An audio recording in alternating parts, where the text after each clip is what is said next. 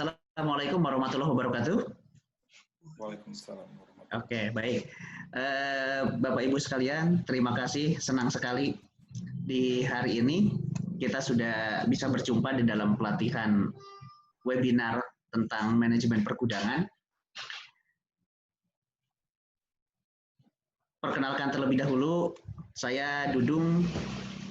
Saya senior konsultan di PT Pythagoras ya dari tahun 2007, memang di bagian operation, dan nanti kita akan lebih banyak sobat sharing, diskusi tentang pergudangan.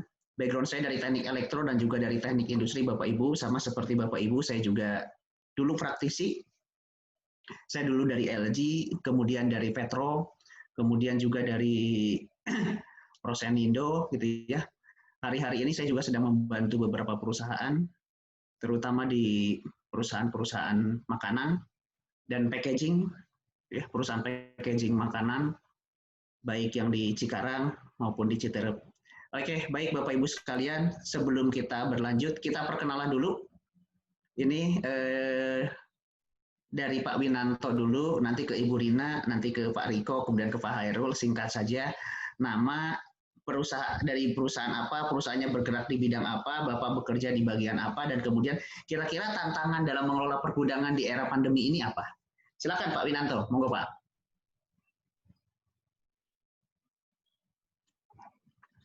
Baik, selamat siang Bapak Ibu semua.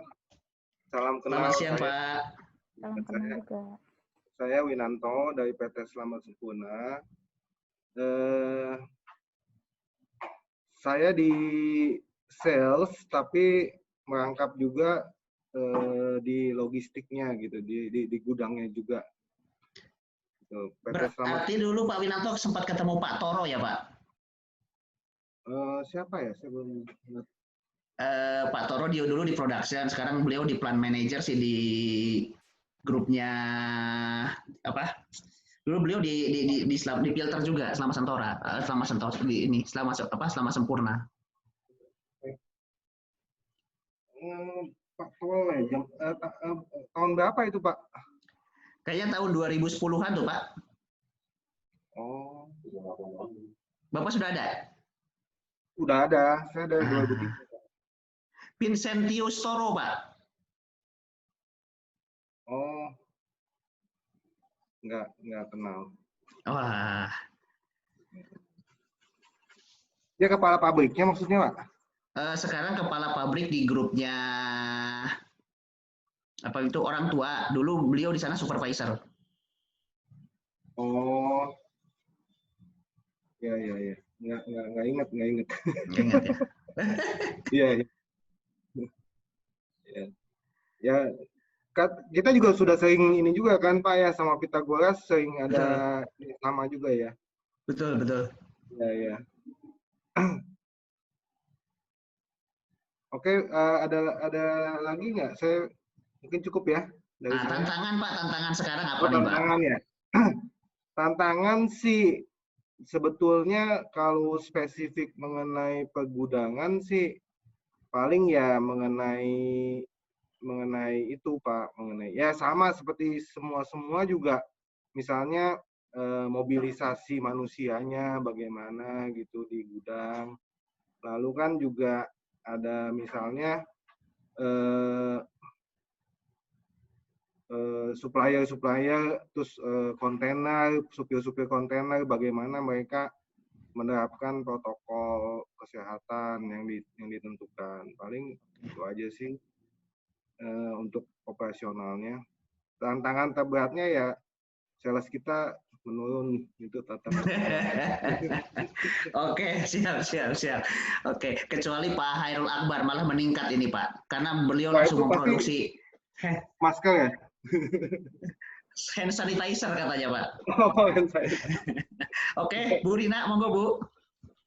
Ya, selamat siang semua. Siang. Ibu.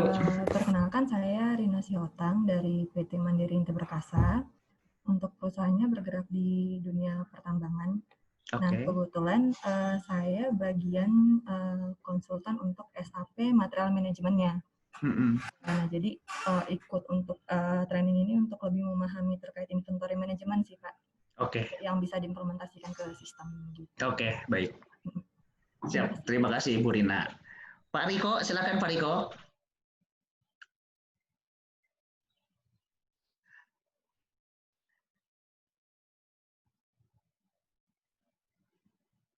Pak Riko masih di mute ya, Pak? Sorry, Pak. Oke. Halo. Oke. Yes. Masih di setting, Pak.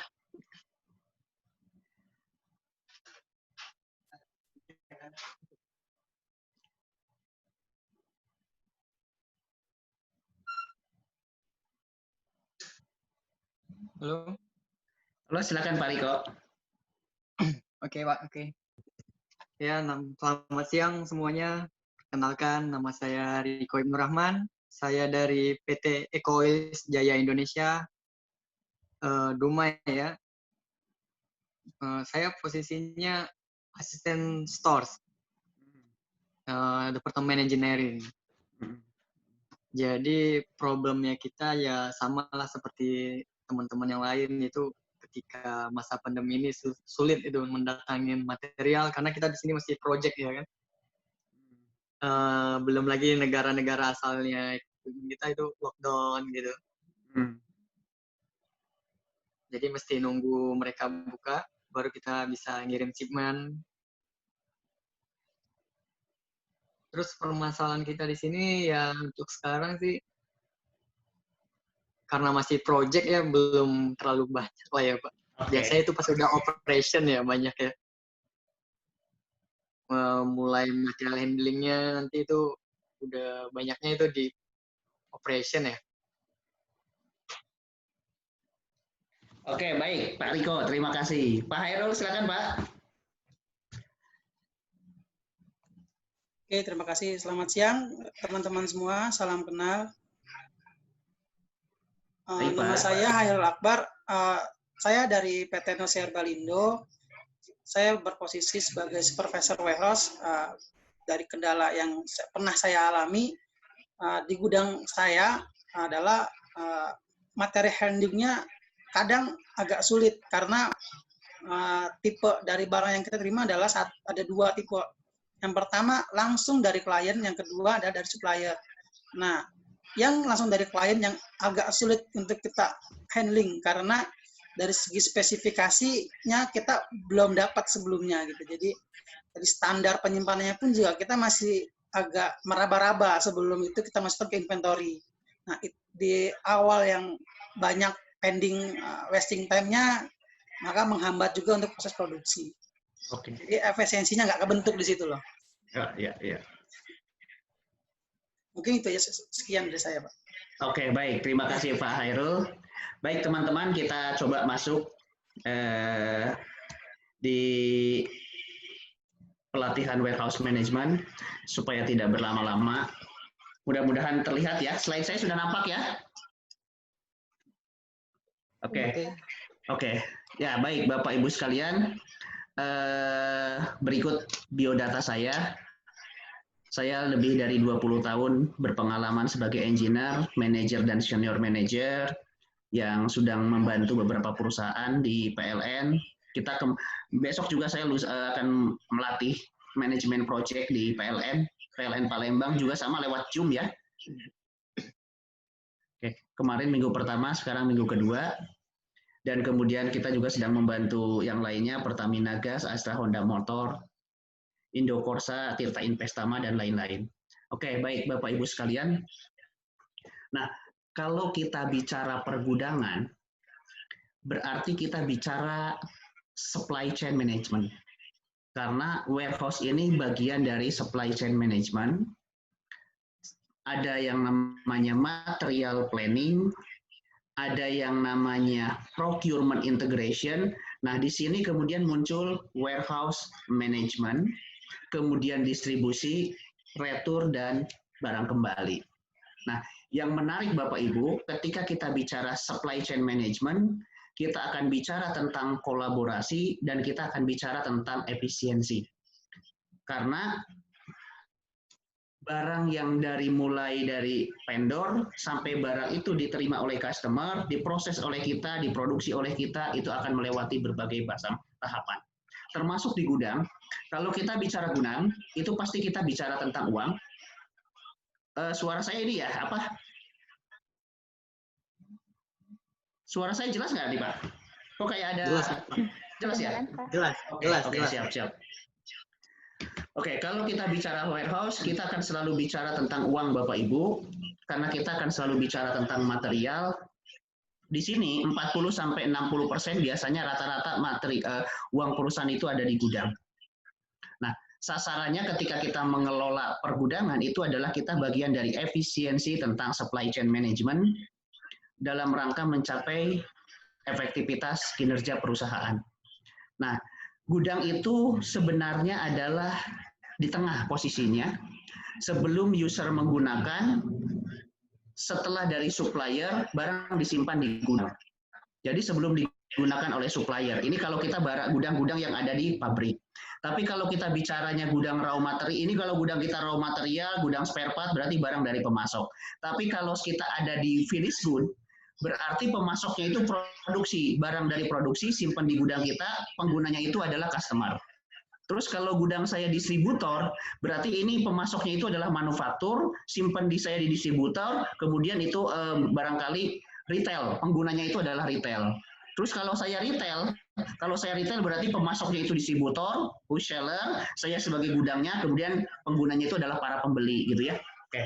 Jadi gudang ini adalah tempat penyimpanan, tetapi yang menarik di bawahnya itu harus dikasih S, Pak. Jadi tempat penyimpanan S. Tempat penyimpanan sementara. Bukan tempat penyimpanan selamanya, bukan tempat penyimpanan sementahun. Nah, di hari-hari ini, saat kita bicara pandemi, Bapak Ibu, semua perusahaan barangkali sudah tidak berpikir lagi saya mendapatkan profitnya berapa, gitu ya. Tetapi di sini adalah kita langsung merubah target, banyak perusahaan merubah targetnya sekarang itu adalah ingin memuaskan pelanggan, ingin melayani pelanggan, bagaimana pelanggan tidak lari. Intinya itu saja, profitnya mau sesuai dengan tahun lalu atau di bawah tahun lalu, mereka tetap kejar, tetapi yang terpenting adalah pelanggan tidak lari. Dan untuk pelanggan tidak lari, yang terpenting lagi adalah operation berjalan, gitu ya. Nah, salah satunya bagaimana di gudang kita bisa melayani pelanggan, baik itu yang di eksternal maupun yang di internal. Nah, di sini ketika kita bicara gudang, Bapak Ibu, gudang ini tempat sementara, tetapi yang menarik di banyak perusahaan, gudang ini kemudian menjadi tempat penimbunan uang. Karena uangnya tidur. Ketika barang datang, misal spare part, gitu ya, spare part yang mau dipakai oleh Pak Riko, yang akan digunakan oleh Pak Riko, barangnya datang, digunakannya bulan depan. Tetapi mulai nanti malam, bunga banknya sudah jalan. Oke ya, jadi sudah mulai jalan bunga bank hari 1, hari 2, hari 3 dan sebagainya. Oke, belum lagi kita bicara space gitu ya. Kalau kita yang di site, space-nya ada yang di ruko, space-nya ada yang di kontainer gitu ya. Nah, itu ada yang biaya namanya holding cost. Ketika kita bicara gudang, pasti kita akan selalu bicara biaya. Maka orang gudang itu seringkali kalau bagus ya biasa-biasa saja gitu ya performanya. Tetapi ketika performanya tidak sesuai, top management akan bertanya. Karena urutannya Bapak Ibu, kalau orang Jepang datang ke Indonesia, dia misalnya datang ke Daihatsu, misalnya dia datang ke Toyota, yang pertama dia kunjungi itu adalah sales. Karena dia akan bicara tentang profitnya bagaimana dan potensi pasar bagaimana. Yang kedua dia akan hari kedua dia akan ketemu dengan finance, dan hari ketiga dia akan selalu ketemu dengan orang gudang. Karena ngomongin gudang itu ngomongin aset perusahaan. Nah, di sini kita bicara jenis-jenis gudang dari mulai raw material, gudang WIP, gudang barang jadi, gudang distribusi, ada gudang pasokan, ada gudang lokal, dan juga ada gudang-gudang nilai tambah, perusahaan-perusahaan yang berbisnis dalam pergudangan. Nah, pertanyaannya Bapak Ibu, kenapa sih gudang itu harus dimanajemeni? Karena kalau kita bicara gudang itu sederhana sekali, terima, simpan, keluarkan. Jadi hanya penerimaan, penyimpanan, pengeluaran, itu aja gitu ya. Walaupun ditambah mungkin tambah pengambilan, ditambah dengan packaging dan sebagainya. Jadi kita bicara gudang itu tidak serumit seperti produksi. Kalau produksi itu banyak mesinnya, banyak metodenya, banyak teknologinya. Tapi kalau kita gudang-gudang itu kan barang penerimaan, pendataan, pengecekan, kemudian penyimpanan, pengontrolan selama simpan, kemudian pengambilan, packaging, kemudian ya kita kirim. Oke. Pertanyaannya, kenapa gudang ini perlu dimanajemeni? Karena dampaknya, oke, dampak dari gudangnya ini Bapak Ibu, kita misalnya di tempatnya Pak Hairul. Di tempatnya Pak Hairul misalnya ada satu mesin breakdown. Nah ini yang saya kasih gambar kotak, ini satu mesinnya breakdown. Ketika mesin ini breakdown, engineer datang, kemudian engineer periksa, dia membutuhkan satu spare part, dia kemudian datang ke gudang spare part. Ketemu sama asisten storeman-nya nih. Ketemu sama orang storeman-nya, ketemu sama Pak Riko, dia tanya, tolong ambilkan saya spare part X. Pertama, dia akan cek dulu di SAP-nya yang sedang didesain oleh Ibu Rina, di SAP-nya ini ada nggak kira-kira stok spare part ini? Oh, ada. Oke, jadi secara database ada.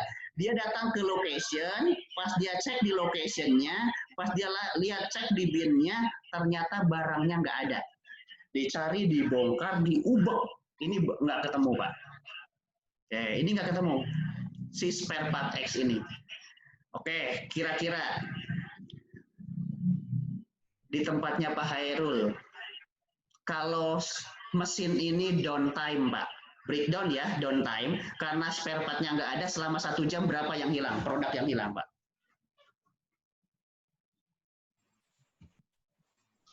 Kalau di tempat saya, take time untuk produksinya Pak, 1 menit bisa sampai 30 piece. 1 menit 30 piece take time-nya ya.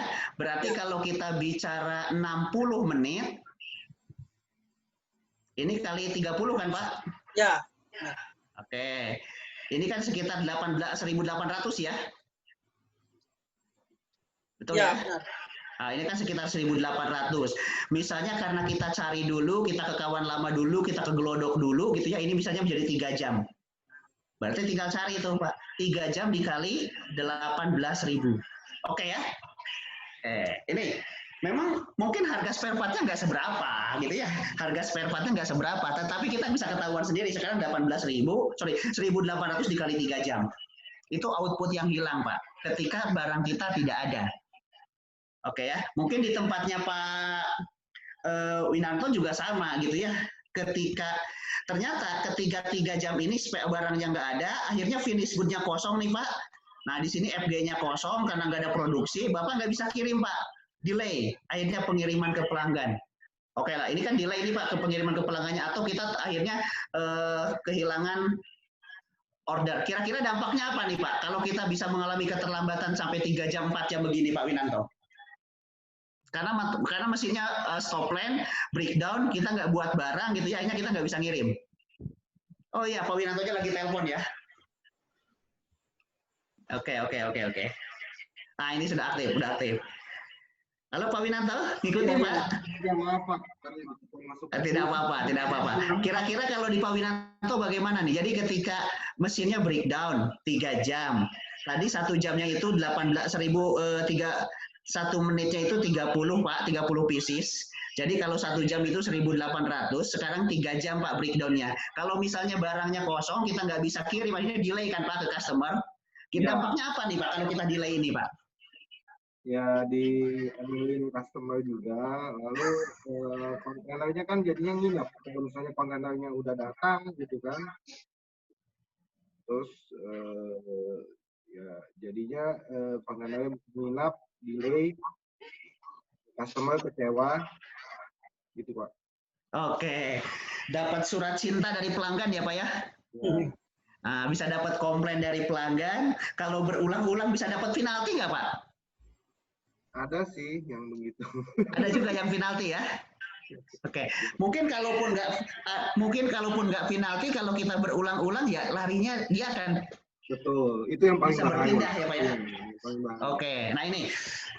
Oke, siap Bapak Ibu sekalian. Jadi sebenarnya sederhana sekali gitu ya kalau kita bicara gudang, terima, simpan, kemudian kita ambil. Tetapi dampaknya ketika kita tidak mengelola gudang, nah ini seperti yang ini gudang acak, sulit cari, sulit ambil. Oke ya, sulit cari, sulit ambil, jadi ketika problem kita nggak bisa ambil dengan tepat. Nah, sekarang gudang yang kedua, semuanya serba visual, semuanya serba terlihat, semuanya mudah diambil, jadi mudah ngambil, mudah menemukan, dan mudah kita untuk mengontrol jumlahnya.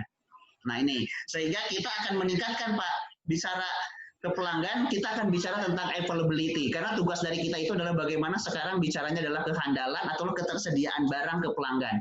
Apalagi di saat pandemi ini, kita betul-betul harus ngomong ke pelanggan Bapak Ibu gitu ya. Karena tujuan kita ini adalah supaya pelanggan tidak lari, tapi pelanggan bisa melihat bahwa kita adalah eksis di tahun ini dan kita membantu mereka ketika mereka juga menghadapi corona ini. Jadi karena saya juga yang diceritakan tadi oleh Pak Riko betul ngalami. Beberapa 1 bulan sebelum corona, saya masih ngajar di satu perusahaan namanya Hoki Indonesia, Pak. PT Hoki ini adalah perusahaan yang membuat APD disposal untuk dokter. Jadi untuk baju operasi disposal, jadi habis pakai langsung buang. Dan mereka 100% ekspor ke Jepang. Gitu ya, lewat Singapura. Nah, yang menarik, ketika masuk di bulan Maret akhir, material mereka hanya cukup tinggal 2 bulan lagi. Oke, material mereka cukup 2 bulan lagi. Sementara material mereka dari Wuhan. Wuhannya sudah lockdown duluan. Gitu ya. Jadi waktu saya ketemu dengan plan manajernya, ketemu dengan direkturnya gitu ya, dengan Jepangnya dan sebagainya, mereka sampai geleng-geleng kepala gitu ya. Wah, saya nggak tahu bisnis saya mau gimana gitu ya. Saya ambil barang dari Wuhan untuk yang karet di tangan sini untuk Wuhan, kemudian material sementara Wuhannya adalah sudah lockdown duluan. Kalau saya ditanya ke sana, di customer mereka barangnya sudah tinggal 2 bulan, 3 bulan lagi, itu pun nggak bisa kirim gitu ya, karena kan sedang di lockdown. Ini yang menarik gitu ya. Tetapi buat mereka sasarannya adalah bagaimana pelanggan saya di Jepang, pelanggan saya di Singapura, pelanggan saya di Malaysia itu tidak boleh dikecewakan. Nah ini tantangan kita di dalam bisnis. Ketika kita bicara gudang, ternyata dampaknya kemana-mana, material ini kemana-mana. Oke, nah sehingga disebutkan bahwa kalau bicara tentang gudang itu selalu bicara uang, Pak. Ada barang kita bisa dapetin uang, barangnya nggak ada kita nggak dapetin uang. Karena di dalam gudang itu banyak sekali. Kenapa kita perlu mengelola gudang? Itu banyak pemborosannya dari mulai pertama, pemborosan inventory. Pemborosan inventory ini pemborosan stok Pak yang paling banyak dari mulai dead stock, overstock, barang ada di gudang tapi susah dicari, barang ada di gudang saat ditemukan dalam kondisi rusak, barang ada di gudang saat ditemukan dalam packagingnya yang sudah tidak bagus gitu ya, barang ada di gudang pasti ditemukan sudah dalam keadaan luarsa dan sebagainya, itu udah masuk wish inventory semua Pak. Jadi kita bicaranya wish inventory. Kedua, saat barangnya banyak, kayak Pak Hairul sekarang, biasanya bikin kosmetik, sekarang tiba-tiba bikin untuk hand sanitizer. Gudangnya banyak, barangnya banyak, sementara gudangnya nggak nambah. Yang muncul adalah waste of motion. Karena apa? Simpan sana, simpan sini, tarik sana, tarik sini, untuk sementara simpan dulu di sini, sementara simpan dulu di sini gitu ya. Akhirnya gudangnya penuh sekali, mau ngambil juga susah. Nah itu motionnya banyak, transportationnya banyak, dan pada akhirnya akan menjadi defect. Nah ini ujung-ujungnya ini akan menjadi over production, over inventory gitu ya. Makanya disebut dengan kalau kita ngomongin gudang pasti kita ngomongin selalu uang.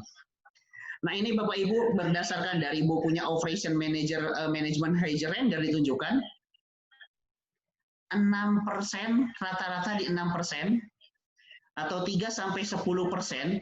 Biaya pergudangan itu ada di holding cost Bapak Ibu, biaya rental gudang, biaya tax, biaya insurans gitu ya, karena barang-barang diasuransikan, biaya penurunan dan sebagainya.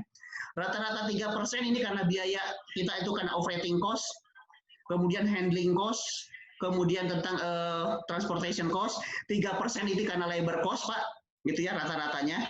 Nah 11% ini yang menarik Pak, investment cost gitu ya. Tadi karena ada bunga bank, ada juga pembelian barangnya numpuk, inventorinya banyak, kemudian jadi kadaluarsa dan sebagainya, gitu ya. Nah, kemudian barang-barangnya obsolete, yang space, yang rusak dan sebagainya 3%. Jadi, nah yang menarik 26% ini biaya dikarenakan inventory. Jadi besar sekali, gitu ya. Nah ini besar sekali. Kalau dijumlahkan lagi biasanya 40-60% di perusahaan itu justru uangnya ada di inventory. Karena ada di spare part, ada di finished good, ada di WIP, ada kemudian juga ada di raw material, kemudian ada di ATK, semuanya bentuknya adalah barang. Itu bisa sampai 40-60%. Nah, Berikutnya tantangannya kita sebagai orang gudang sekarang Bapak Ibu, itu bagaimana kondisi begini pelayanan tetap tepat waktu. Karena hari-hari ini gudang bisa menyimpan barang itu biasa. Gudang bisa menyimpan barang itu biasa karena itu memang fungsi gudang. Tapi gudang bisa melayani dengan cepat. Ketika user ada permintaan, ketika pelanggan ada permintaan, ini yang lebih efektif. Maka tantangannya adalah bagaimana kita tepat waktu dalam pergudangan. Jadi lebih kepada service level kita. Kemudian bagaimana kita meminimalkan biaya-biaya pergudangan. Kemudian memberikan data pada customer dengan cepat, gitu ya. Memudahkan kita menemukan barang, dan kemudian yang tidak kalah penting itu adalah akurasi dari pergudangan. Oke, itu ketika bicara efisiensi, efektifnya, nah kita akan bicara pergudangan efektif dan efisien. Yang efektifnya adalah bagaimana kita memaksimalkan ruang, memaksimalkan penggunaan alat, manpower, akses barang, dan kemudian perlindungan. Oke, baik. Bapak Ibu, kita diskusi dulu. Mungkin Mbak Nia atau Pak Ayok tolong dibuatkan breakout ya. Nah, dibuatkan breakout. Siap, dibuatkan 2 ya. Dibuatkan 2, nanti apakah diacak saja, apakah Pak Winanto dengan Pak Riko, apakah Pak Hairul dengan Bu Rina, dan sebagainya gitu ya, tolong dibuatkan breakout. Nanti di masing-masing breakout, teman-teman tolong diskusikan masalah yang sering terjadi gitu ya di dalam pengelolaan gudang Bapak Ibu, masalah apa yang berhubungan dengan efisiensi dan efektivitas di hari-hari ini, penyebabnya apa, dan kemudian solusinya bagaimana yang ditangani sekarang. Oke ya, silakan. Oke, saya masukkan sekarang ya Pak. Oke Pak, silakan Pak. Oke, Bapak Ibu, saya akan bagi ke breakout ya. Nanti kalau misalnya sudah selesai, nanti bisa pilih untuk kembali ke apa namanya? Nanti saya ikut ke ruangan Pak. Nanti saya ikut dikirim ke ruangan ya. Oke, baik. Ayo. Sebentar Pak, saya tambah 1 lagi kalau gitu.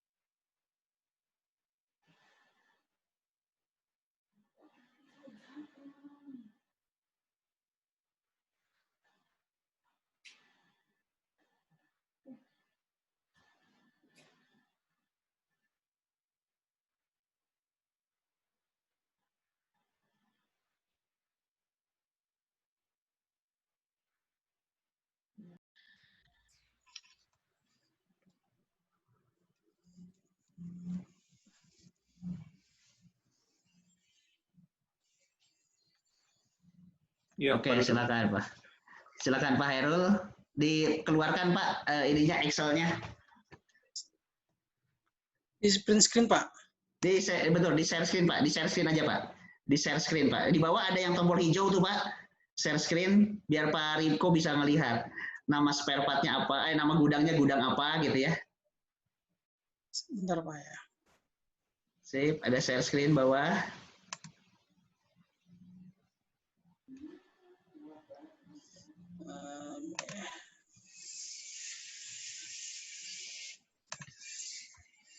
Oke, siap. Oke. Oke, paling yang pertama itu yang tadi sempat saya bahas, Pak. Itu adalah tidak adanya material. Sorry, Pak. Di E-nya Bapak tulis dulu, Pak, di E-nya. Jenis gudangnya. Gudang apa Pak? Di sini. Boleh di sini. Nah, itu gudang. Gudang, jenis gudangnya. Gudangnya Bapak apa? Itu Pak, raw material. Oke, Bapak raw material. Silakan di bawah Pak. Tulisan raw materialnya di bawahnya. Nah, ini raw material. Sip. Nah, di bawahnya raw material. Di sampingnya baru Pak PT-nya apa. Nanti yang Pak Riko di bawahnya nih, Pak Riko spare part kan. Di bawahnya PT apa. Siap. Jadi masing-masing perusahaan menyumbangkan satu masalah, Pak. Oke, silakan diskusikan ya Pak. Saya akan ke breakout 2. Breakout berikutnya. Pak, ayo satu perusahaan satu Pak, apa bebas? Boleh. Kalau 3 lebih bagus, Pak. Oke, siap. Siap. Pak, sekalian curhat saya. Betul, monggo. Oke. Pak, ayo kita saya ke breakout berikutnya, Pak. Siap, Pak. Saya pindahin, Pak ya. Oke. Oke, Pak Riko. Oke, Pak. Paling saya 2 atau 3. Apa mau langsung saya kasih?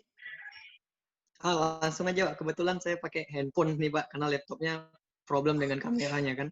Oke, nanti saya bantu ketik ya, Pak. Baik, Pak. Ya, bentar. Ya.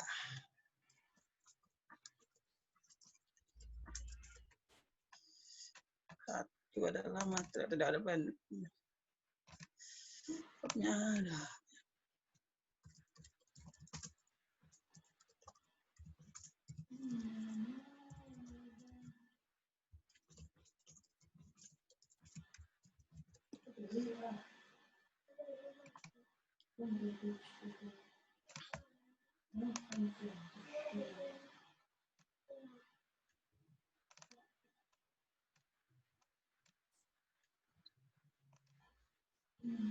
Kemudian penyebabnya dan solusinya, Pak. Oke, jadi satu dari tempatnya Pak Winanto, satu dari kasusnya Bu Rina, Pak.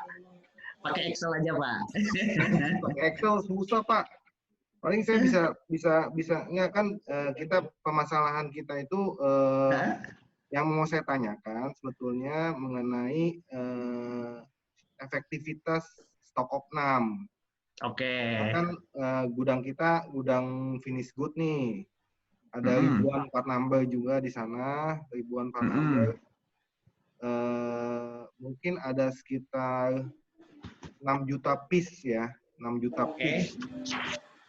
Nah, itu stok opnam itu yang bagus itu bagaimana ya Pak? Mungkin metodenya yang kalau menurut praktis yang baik. Nah, kita kan kendalanya juga kalau memang setahu kami ya, kalau mau stok opnam yang baik kan mesti di freeze ya, nggak boleh ada in, nggak boleh ada out. Sedangkan namanya kita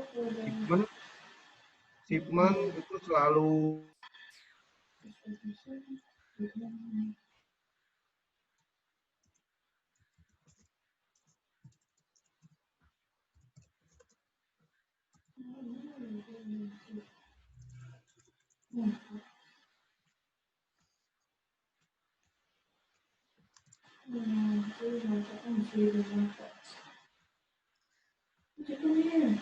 Pak Riko, bisa saya bantu yang nomor 2, mau di siapa, Pak?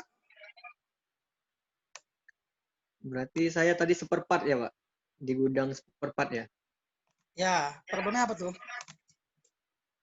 Problemnya itu kita itu tidak ada ini ya, untuk ledon, Pak. Ledon itu apa? Ledon itu seperti tempat penyimpanan sementara, Pak. Biasanya kalau kami stok opnam itu satu jadi kalau misalnya kita satu rak gitu ya Pak, satu rak itu kan dibagi kiri dan kanan, ya kan? Nah jadi pada saat 1 minggu atau 2 minggu sebelum stok opnam, kami itu pasti udah meminta kepada user di site ya terutama itu untuk menyelesaikan semua pending pengeluaran sama pending penerimaan.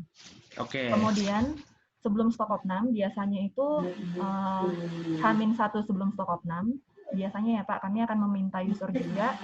Kebetulan kan konsumen penggunanya itu kan tim plan maintenance ya Pak kalau di kami ya. Kami akan meminta tolong diambilkan dulu barang-barang dari rak ini nih biar jangan mengganggu stok opnam kita. Nah, jadi mereka akan dipakai ya? Iya, jadi dia keluarkan barang tersebut, kemudian kita good issue dari sistem, kita keluarkan dulu dari sistem. Nah, setelah itu kita akan konfirmasi kan, kebetulan kan kita juga udah saklek dengan SOP, jadi biar mereka nggak ini juga ya Pak, ada nanti kayak istilah di kami itu ada berita acara serah terima rak gitu loh Pak. Jadi untuk memastikan jangan ada nih pending transaksi di sini, kayak gitu. Nah, kemudian itu tanggal berapa dan jam berapa, karena kan tadi disampaikan Pak Winanto kan, kita akan melakukan freeze nih. Jadi jangan sampai ada pergerakan di jam Anak dan traktor, owner dan kontrak itu, sorry Pak, itu Bandungnya Auber tuh diganti owner Pak. oh iya, Sorry. bekerja sama Owner untuk mempersiapkan laydown sebelum material didatangkan. sebelum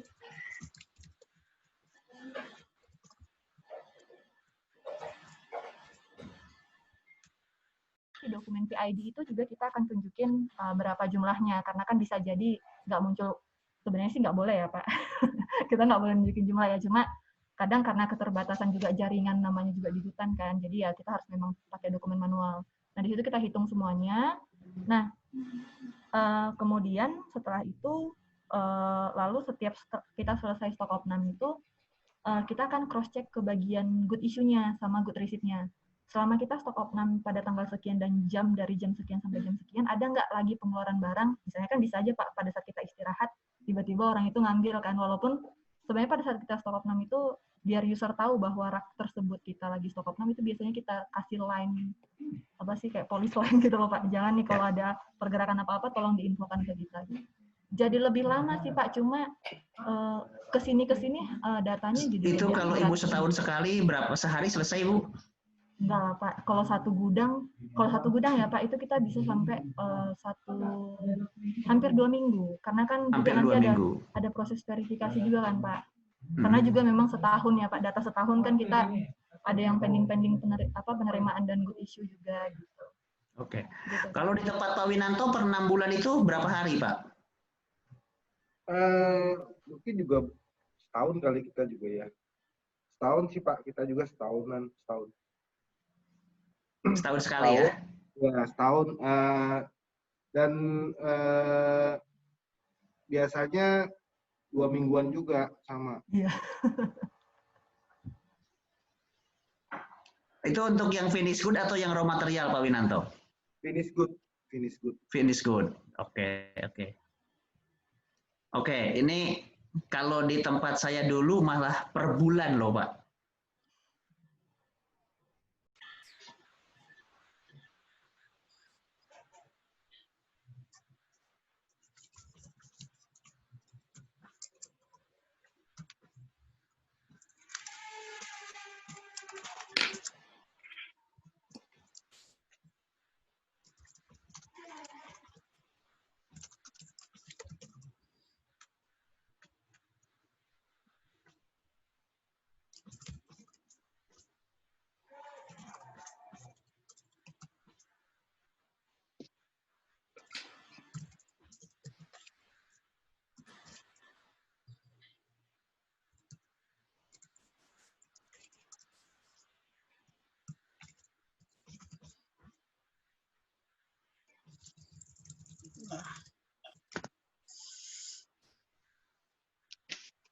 Kemudian orang produksi, orang engineering lah semua ya, selain orang gudang.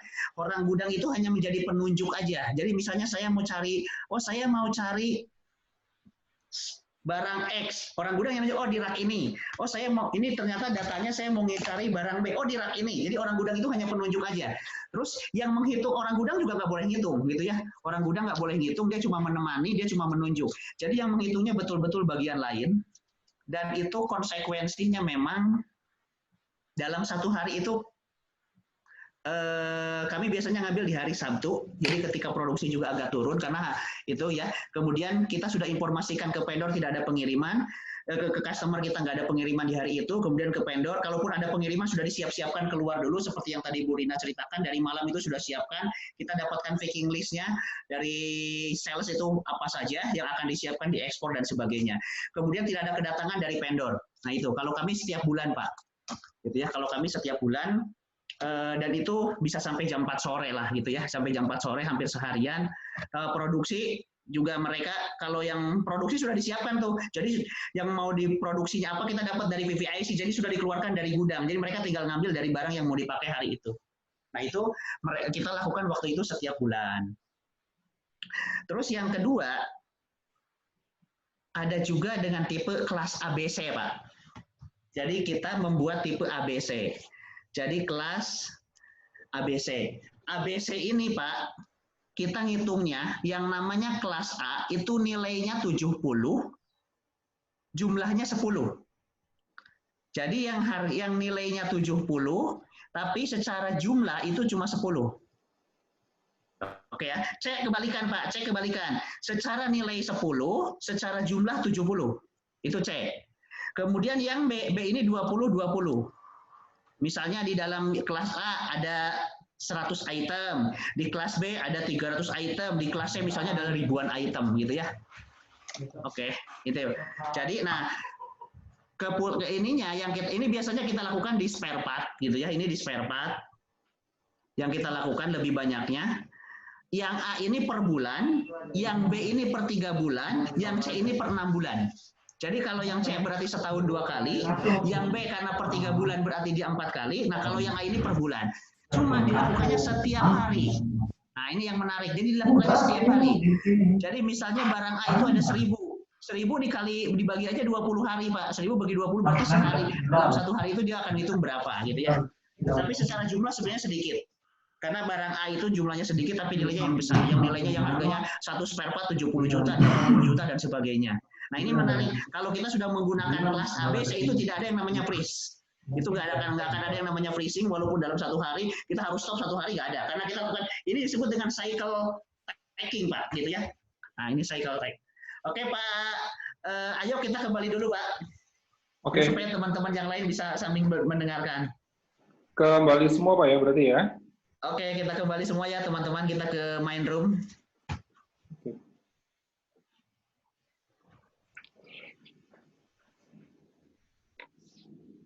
Di kantor Bapak ini kita manual ya banyak ya? Baru sistem Pak, sebentar ya Pak. Halo? Pak Riko, Pak Hairul, kita kembali ke ruang utama ya. Baik. Baik.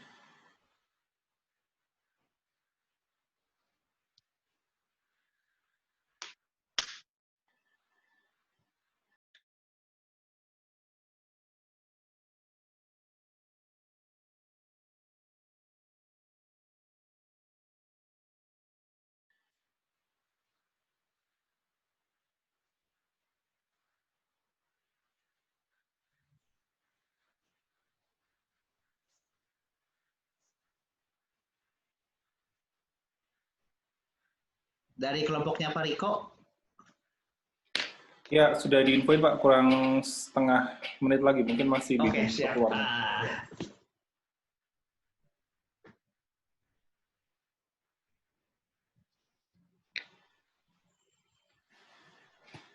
Ya, 10 detik lagi Pak. Siap.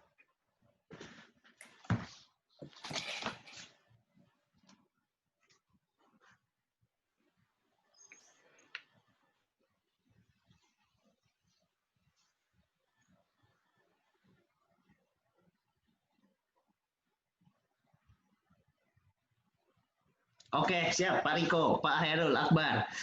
Oke, coba Pak Hairul presentasi dulu deh. Boleh dibacakan aja Pak, atau gimana?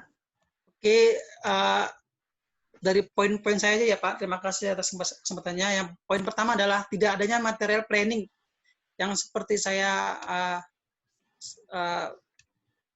utarakan di pertama itu Pak. Jadi masalahnya tidak ada material planning. Iya, jadi kita setiap hari itu tebak-tebakan gitu. Yang datang itu barang apa, dan itu dari klien ataupun supplier gitu. Jadi kita agak kurang persiapan dari penerimaan barang. Okay. Kalau misalkan barangnya itu sedikit, sedangkan space kita masih ada, nah itu bisa kita langsung terima. Kadang kita sering nolak karena apa? Karena klien sendiri mendatangkan barang yang banyak, tapi dari segi space yang tersedia itu belum ada gitu, dan planning produksinya barang itu pun masih jauh gitu. Masih seminggu atau 2 minggu lagi gitu. Di Bapak ada orang PPIC nggak, Pak? Ada, Pak, gitu. Cuma agak kurang nyambung dengan purchase, marketing, dan warehouse sendiri. Dan dia lebih fokusnya ke produksi, bagaimana cara dia mendapatkan output yang banyak atau target outputnya itu achieve dibandingkan dengan dari segi inventory yang mereka pelihara gitu. Oke, solusi yang sekarang dilakukan apa nih, Pak? Solusinya yang saya buat di sini adalah klien ada komunikasi dengan divisi purchasing. Oke. Ya, terkait barang yang harus didatangkan. Kalau memang dia harus dari dia, kita ada planning datangan barang. Purchase pun juga harus bisa ngebaca stok saya yang bisa ada di sistem. Ketika stoknya memang overload, tidak didatangkan untuk minggu ini atau dekat-dekat ini. Yes, oke. Ya, ini kalau kasusnya Pak Hairul sebenarnya ini besar, Pak. Permasalahannya Bapak ada di wilayah supply chain. Jadi yang harus Bapak lakukan itu yang namanya SNOP, Pak. Mungkin Pak Winanto nanti bisa tambahkan sedikit. Itu Sales and Operation Planning, Pak. Jadi setiap bulan sebenarnya yang harus Bapak itu kan di gudang, itu munculnya itu adalah forecast penjualan, Pak. Bukan bagian dari kedatangan. Karena dari forecast penjualan itu, dari sales itu, bulan ini kita mau apa saja, itu larinya pertama ke PPIC, Pak.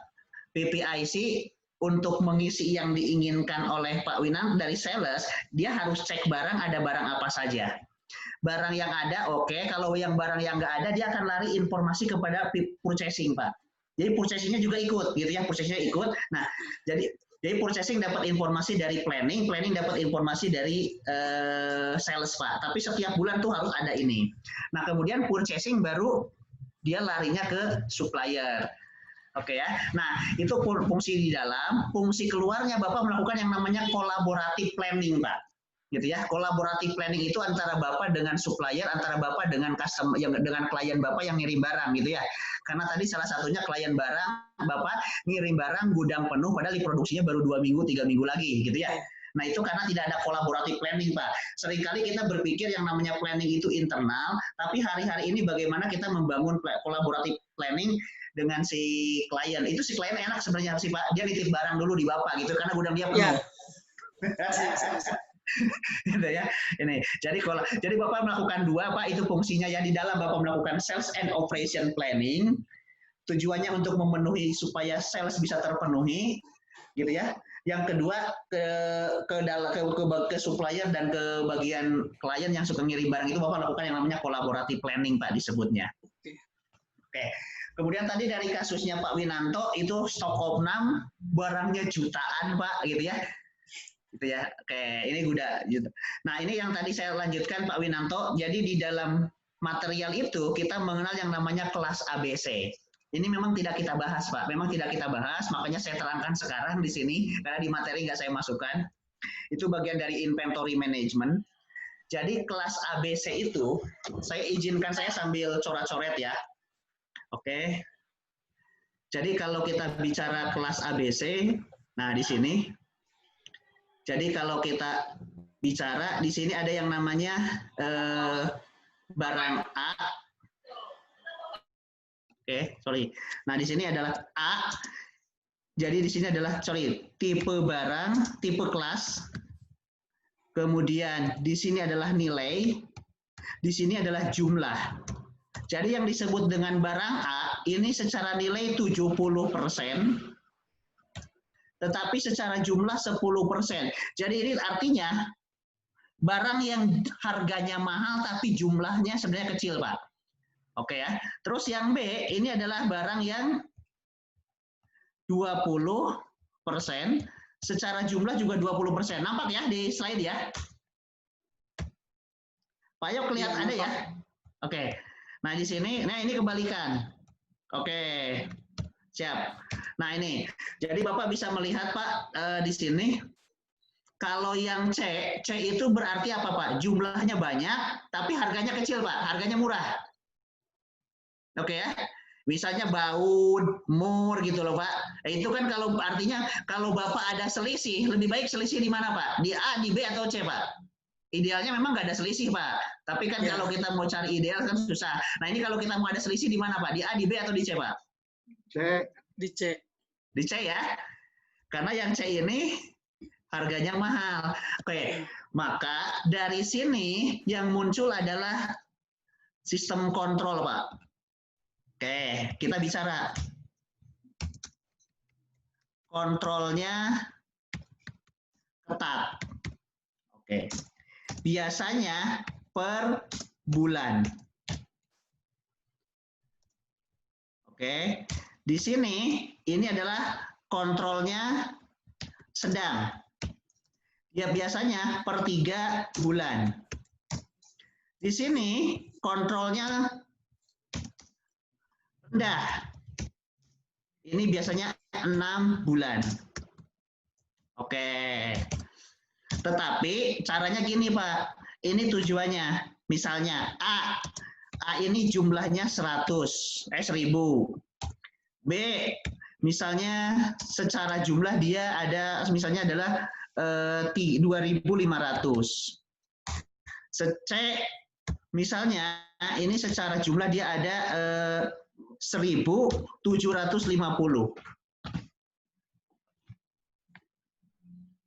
Sorry. Ini malah banyak ya. Misalnya adalah 5.750. Yang ini 2.500. Nah, yang ini 1.000. Oke, ini kalau kita begini, ini tinggal bagi Pak, karena 1 bulan bagi 20 hari. Oke, berarti 1.000 dibagi 50 berapa?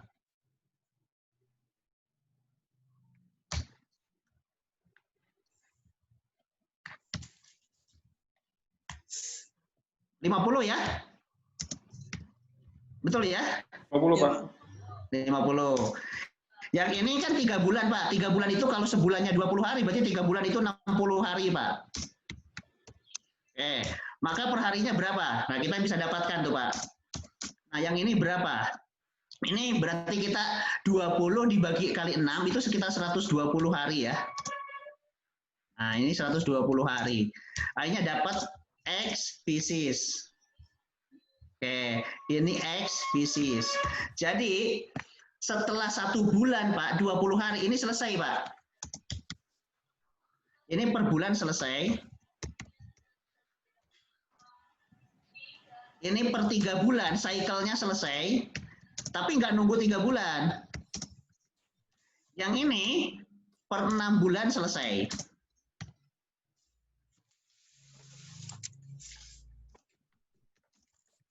Oke, yang menarik ini dilakukan setiap hari, gitu ya. Ini setiap hari. Ini yang disebut dengan cycle counting, Pak. Kecuali yang seharian yang tadi yang saya sebutkan itu, kalau ini orang gudang yang melakukan, ya cycle cycle counting ini dilakukan oleh orang gudang. Kalau stock opnam itu dilakukan oleh orang finance. Jadi orang gudangnya malah nggak ngitung. Jadi berdasarkan nilai ini nanti dilakukan misalnya per 3 bulan, per 6 bulan, per setahun sekali. Orang gudangnya yang melakukan ini, tapi finance nanti melakukannya misalnya dia per 3 bulan atau per 6 bulan, dan itu orang gudang nggak boleh ngitung. Yang ngitungnya adalah bagian lain, tapi dia udah punya datanya. Nah nanti karena kita kan tujuannya adalah mensinkronkan fisik dengan database, mensinkronkan data aktual dengan data orang gudang, gitu ya. Sip. Oke, nah apa yang ditanyakan oleh Pak Winanto ini sebenarnya ini salah satu masuk dalam KPI warehouse Bapak Ibu. Jadi ketika kita bicara tentang manajemen pergudangan, kita pertama bicara tentang warehouse KPI. Karena orang semua harus punya target, kalau orang tidak punya target, orang akan bekerja semaunya dia. Nah tadi Pak Ayok sudah tanya duluan, Pak kalau perusahaan itu KPI-nya seperti apa? Karena kalau KPI nggak punya, kalau perusahaan nggak punya KPI berarti perusahaan nggak punya sasaran dan nggak punya panduan, Pak. Karena yang namanya KPI itu kalau saya selalu menyebut KPI itu adalah kompas. KPI itu adalah peta. Peta yang mau kita capai. Nah sekarang kalau kita mau mencapai gudang yang bagus itu seperti apa? Contoh, kalau saya bermain sepak bola, berarti yang saya kejar itu adalah kemenangan, itu skor. Nah, kemenangan itu adalah yang disebut dengan KPI saya, gitu ya. KPI-nya, kemudian skornya berapa.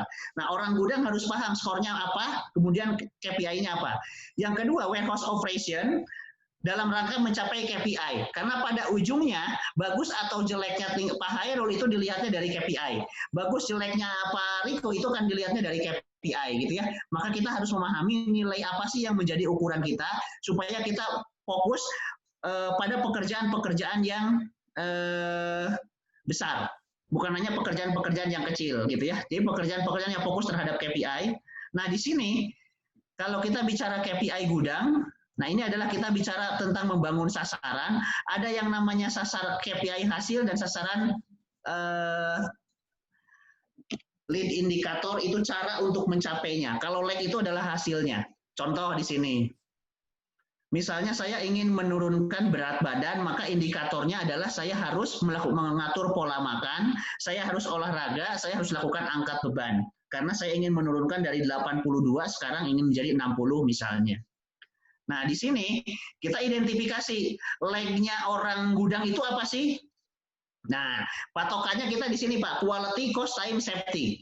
Jadi patokan kita secara kualitas orang gudang itu apa sih yang dijaga di kualitas?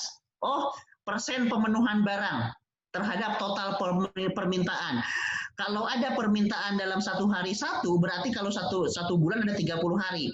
Kalau kita bisa memenuhi setiap permintaan barang dengan sesuai tepat waktu, berarti kualitas kita bagus.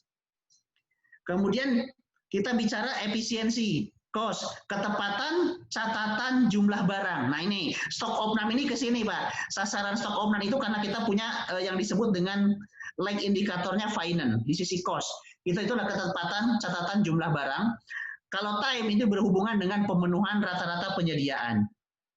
Kemudian kita bicaranya safety itu adalah tentang accident. Nah, sehingga orang gudang tuh ini Pak patokannya. Yang pertama misalnya adalah quality. Quality itu adalah order, fulfillment gitu ya. Nah, ini persen pemenuhan barang terhadap total permintaan. Yang kedua stok akurasi. Nah, yang ditanyakan oleh Pak Winanto tadi itu adalah bicaranya tentang stok akurasi. Stok akurasinya seperti apa sehingga kita lakukan stok opnam. Nah, di sini ada yang disebut tadi yang saya terangkan, melakukan cycle counting, produk kelas A harian, B mingguan, C bulanan, gitu ya. Ini misalnya. Kemudian order cycle time, pemenuhan waktu rata-rata. Kemudian kita melakukan 5S, kemudian jumlah kecelakaan dan sebagainya. Ini kalau kita bicara accident. Oke. Ini jadi yang pertama kita harus setting dulu Pak KPI kita harus setting dulu goal kita gitu ya. Nah sekarang silahkan misalnya kita latihan. Oke. Kalau di tempatnya Pak Riko atau boleh juga di tempatnya yang lain gitu ya. Nah kita coba di sini. Oke. Oke, sebentar.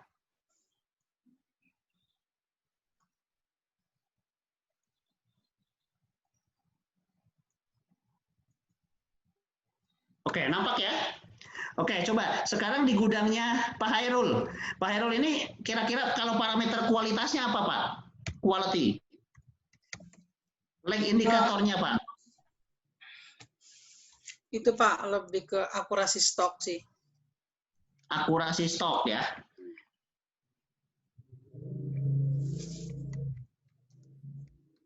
Oke. Maka di sini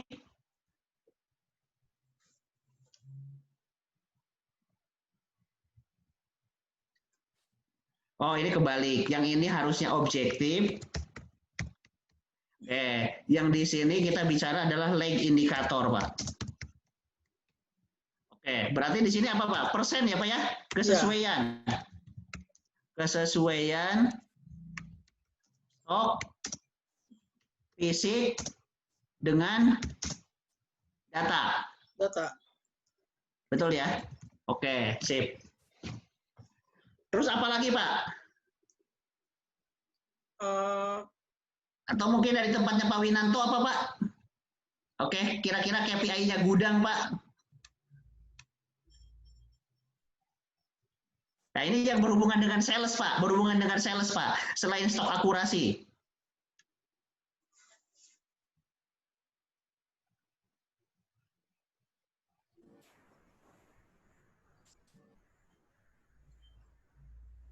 Pak Winanto masih di mute ya? Ah, oke. Iya. Vivo juga, Pak. Vivo. Oke, nah ini. Sip. Vivo. Oke. Berarti di sini adalah persen Vivo, gitu ya? Ya. First in, first out, gitu ya? Oke. Kemudian dari tempatnya Bu Rina apa nih? Mungkin lebih, saya tahu mungkin karena sharing user sih ya Pak. Kayak physical availability juga. Oke. Termasuk nggak Pak itu Pak? Boleh. Ketersediaan ini ya, fisik ya? Iya, ketersediaan fisik pada saat permintaan dari user. Oke. Jadi persentase PA-nya berapa? Oke. Kemudian, berarti ininya apa? Persentase ketersediaan dong? Iya, benar. Oke ya.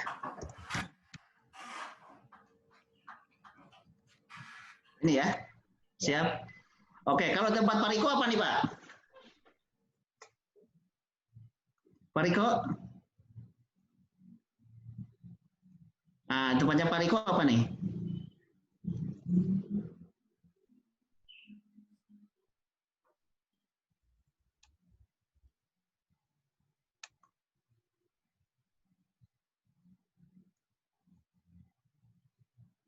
Nah, sekarang kita bicara lead indikatornya apa nih?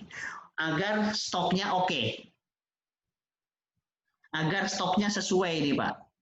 Tidak terjadi yang namanya ketidaksesuaian. Oke, Pak Herul, misalnya apa?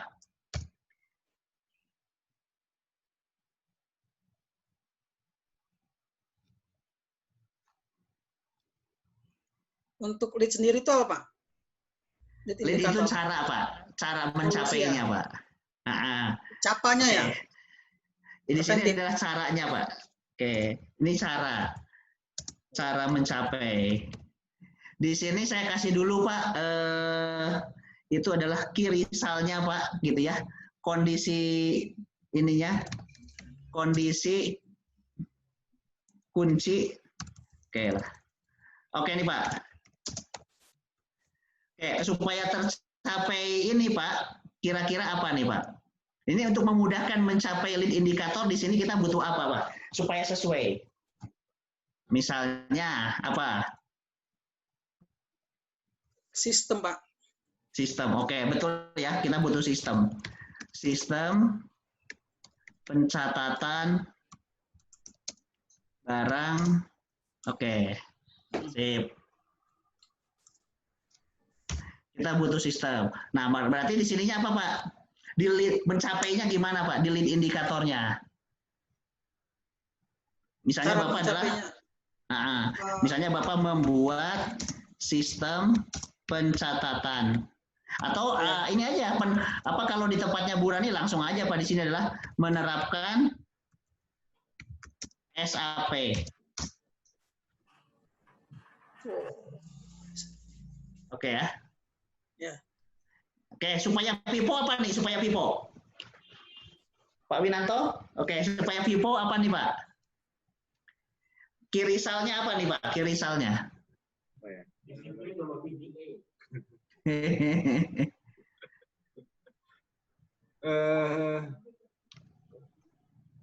Kita pakai ada PDA sih, Pak. Jadi pencatatan yang in duluan itu kita masukin duluan gitu ke kontainer. Jadi in dari pabrik ada datanya di PDA. Nah, untuk petugas staffing yang mencari barang untuk dimasukkan ke kontainer, dia harus ambil yang paling lama. Berarti dulu. Data PDA-nya harus akurat dong, Pak? Iya.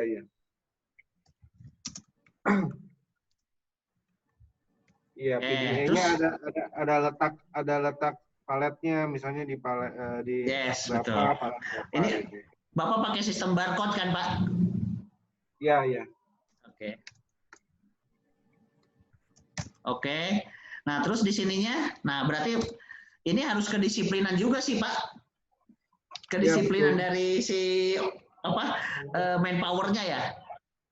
Ya, reward dan punishment-nya jalan juga. Oh.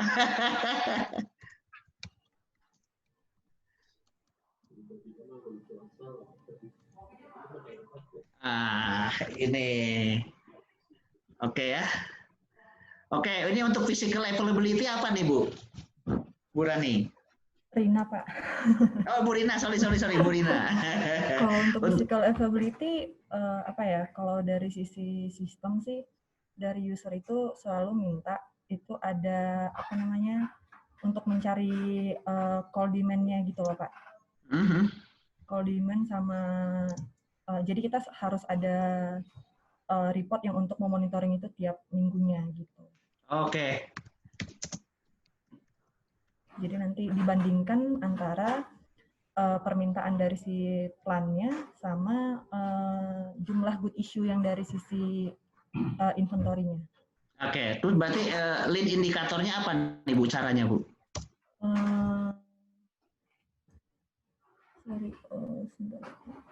Sorry Pak, untuk cara mencapainya itu yang dengan adanya call demand tersebut.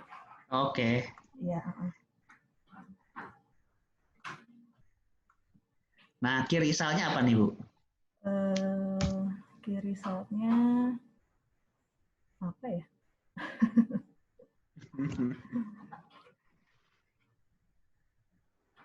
Ini tujuannya untuk mengetahui min max ya nantinya, bukan? Iya, benar. Ya itu juga sih Pak, salah satunya itu. Oke. Yang kedua untuk mengetahui ini ya, apa? Oh, betul. 80% availability ya, Bu ya? Ya, misalnya iya gitu Pak, benar. Ini kayaknya Ibu ngikutin gaya Pama deh, Bu. Ya, gitu kira-kira Pak.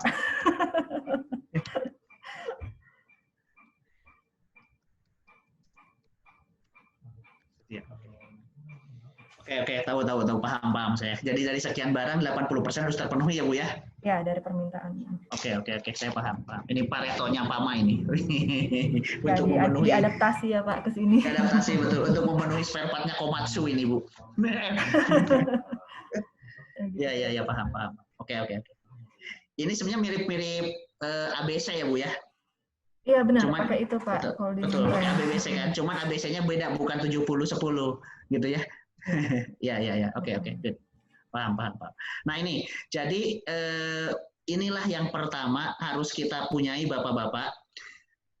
Jadi kita tahu dulu sasaran kita apa. Misalnya di tempatnya Bu Rina ini fokusnya adalah bisa mencapai availability 80 atau mungkin 90%.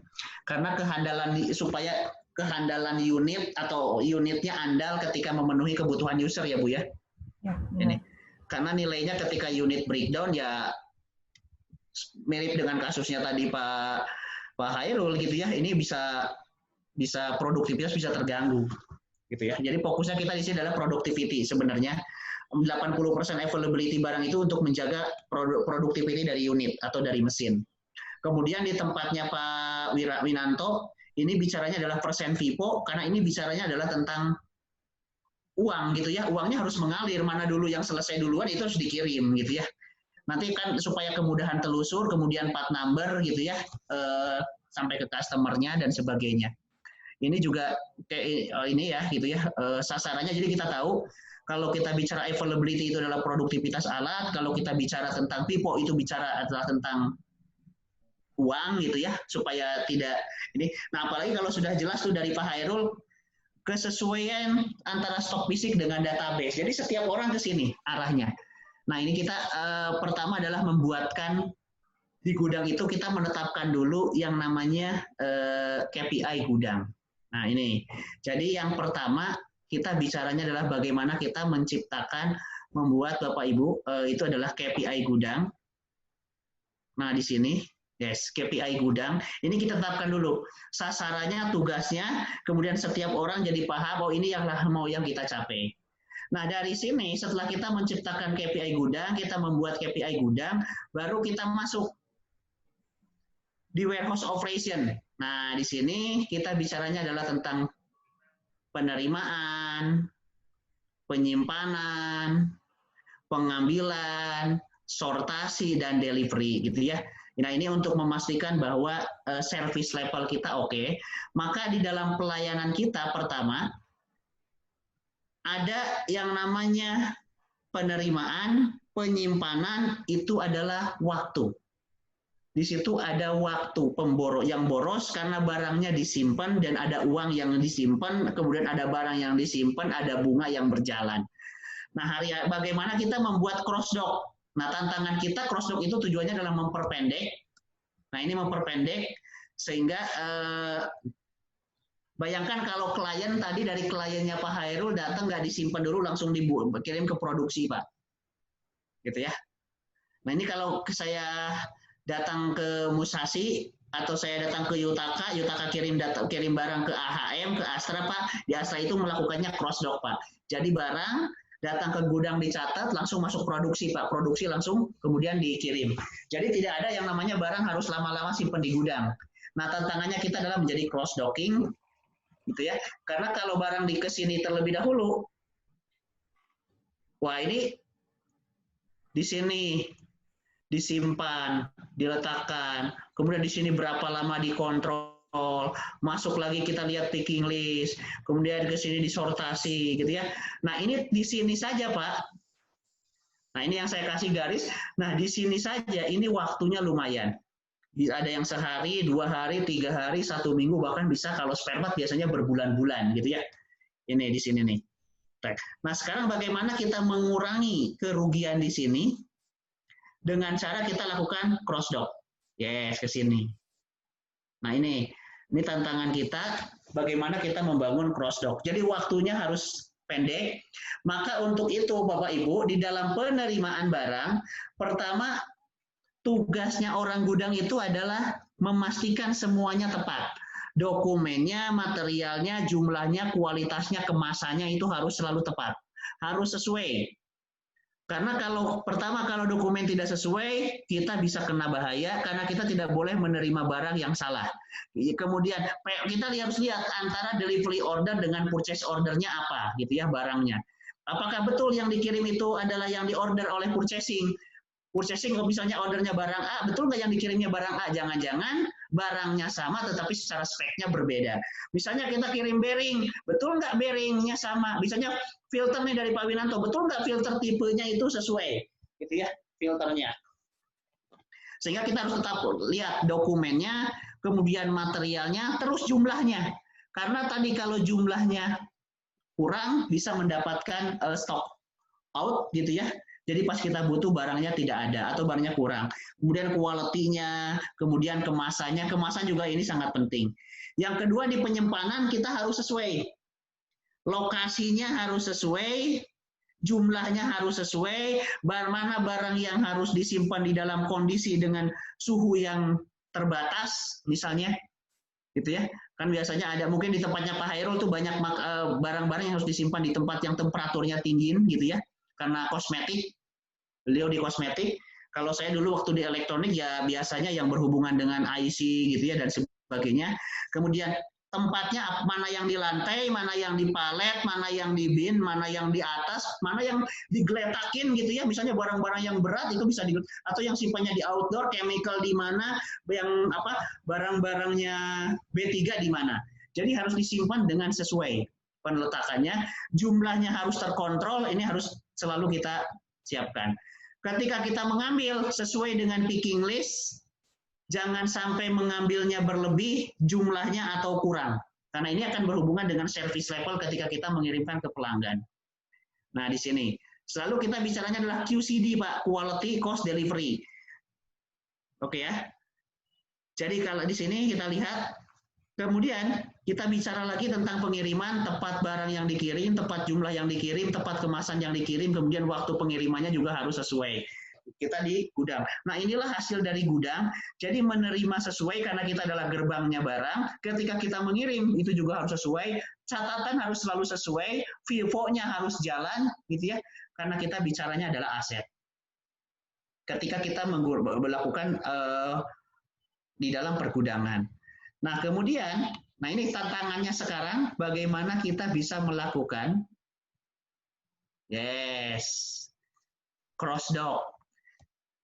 Cross dock itu artinya kita bisa melakukan memperpendek proses pergudangan, nyimpen tidak terlalu lama. Nah, ini tantangannya dari Pak Hairul tadi, itu kalau cross dock bisa bagus tuh Pak. Gitu ya. Makanya kenapa Pak kalau kita ngelihat banyak sekarang perusahaan pergudangan itu di bandara Pak. Nah, di Bandara Soekarno-Hatta misalnya itu ada area pergudangan, di Dadap itu area pergudangan, barang itu simpan di sana supaya nggak lama-lama Pak. Soalnya kalau turun di bandara dikirim dulu ke Cikarang, nanti balik lagi dari Cikarang di packing dan sebagainya, kirim lagi ke Soekarno-Hatta, itu akan lama Pak. Oke, jadi tujuannya kenapa di area bandara itu pasti ada area pergudangan, di area bandara itu banyak sekali perusahaan-perusahaan forwarder Pak, gitu ya, perusahaan-perusahaan yang ekspor impor. Nah, tujuannya di sini. Seperti misalnya JNE, Tiki gitu ya, Si Cepat itu semuanya punya kantor Pak di bandara gitu ya, di area bandara. Kan tujuannya ada cross dock supaya tidak banyak dilakukan menghemat transportasi dan motion. Yang kedua, customizing. Customizing ini bagaimana gudang menjadi bernilai tambah karena juga menjadi area yang lain, misalnya menjadi area produksi. Jadi kalau barangnya, sasaran gudang itu kalau dulu waktu saya masih bekerja Pak sebagai orang gudang, bos saya itu datang, orang Jepang tuh bilang, Dudung, tahun depan harus 300 meter persegi kosong ya. Jadi KPI saya itu pada dalam 1 tahun itu harus saya membuat 300 meter persegi. Pokoknya harus kosong. Saya juga nggak tahu, bos saya nggak cerita itu untuk apa area tersebut gitu ya.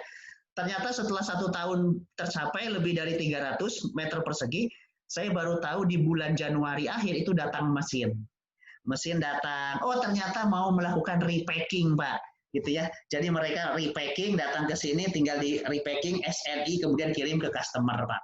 Gitu ya. Ini customizing Pak. Jadi tidak sewa gudang lagi, tidak sewa pabrik lagi. Yang kedua, pengiriman langsung ke tujuan Pak.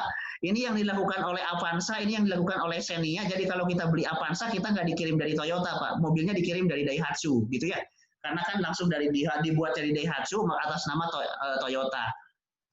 Ini, jadi pengiriman langsung ke customer. Tidak, misalnya dari Daihatsu kirim dulu ke Toyota, dari Toyota baru ke dealer, dan kemudian baru ke kita. Wah, itu akan lama Pak. Jadi langsung saja. Nah ini, nah itu tantangannya. Nah di dalam penyimpanan, di dalam penyimpanan kita mengenal 2 model Pak. Ada yang namanya fixed location, ada yang namanya plotting atau random location. Nah ini kalau di tempatnya Pak Winanto karena sudah menggunakan PDA itu dia belum seharusnya lebih menggunakan plotting location. Tergantung di mana lokasi yang kosong, tembak barcode-nya simpan di sana Pak. Itu orang sudah nggak akan lupa lagi karena sudah disimpannya di sistem Pak. Oke ya. Tetapi kalau perusahaan yang tidak siap di sistemnya, yang belum bersistem Pak, misalnya di tempatnya Pak Hairul karena belum menggunakan SAP gitu ya, dalam menggunakan sistem barcode juga, Bapak pasti menggunakan fixed location. Artinya setiap lokasi itu punya nama, setiap lokasi itu tempat barangnya jelas. Misalnya barang A di lokasi A, barang B lokasi B, barang C lokasi C gitu ya. Nah ini disebut dengan fixed location. Permasalahannya, kalau fixed location biasanya diutilisasi gudang rendah. Karena kalaupun ada tempat yang kosong kita nggak bisa isi karena itu bukan barang A. Misalnya yang datang barang B, tetapi yang kosong barang A itu nggak bisa disimpan di barang A Pak, gitu ya? Atau nggak bisa disimpan di barang E karena ini barang A harus ditempatkan di barang A. Nah ini yang membedakan sehingga disitulah kemudian gudang butuh besar dan sebagainya. Tapi kalau di floating location atau random location, di mana saja barang yang kosong tinggal tembak, tinggal isi Pak, karena sudah ada di SAP gitu ya. Nah ini kan dari barcode-nya, ini hubungannya nanti ke floating location. Kemudian ketika penyimpanan, kita juga bisa menyimpan berdasarkan popularitas. Fast moving di mana, medium di mana gitu ya, kemudian slow moving di mana. Jadi kita menyimpan jangan sampai barang yang slow moving disimpan di depan, kemudian yang fast moving malah di belakang. Nah ini kita sebagai orang gudang kita harus bisa memperpendek, mengurangi transportasi, mengurangi motion, sehingga kita menyimpan mengelola barang berdasarkan dari popularitas.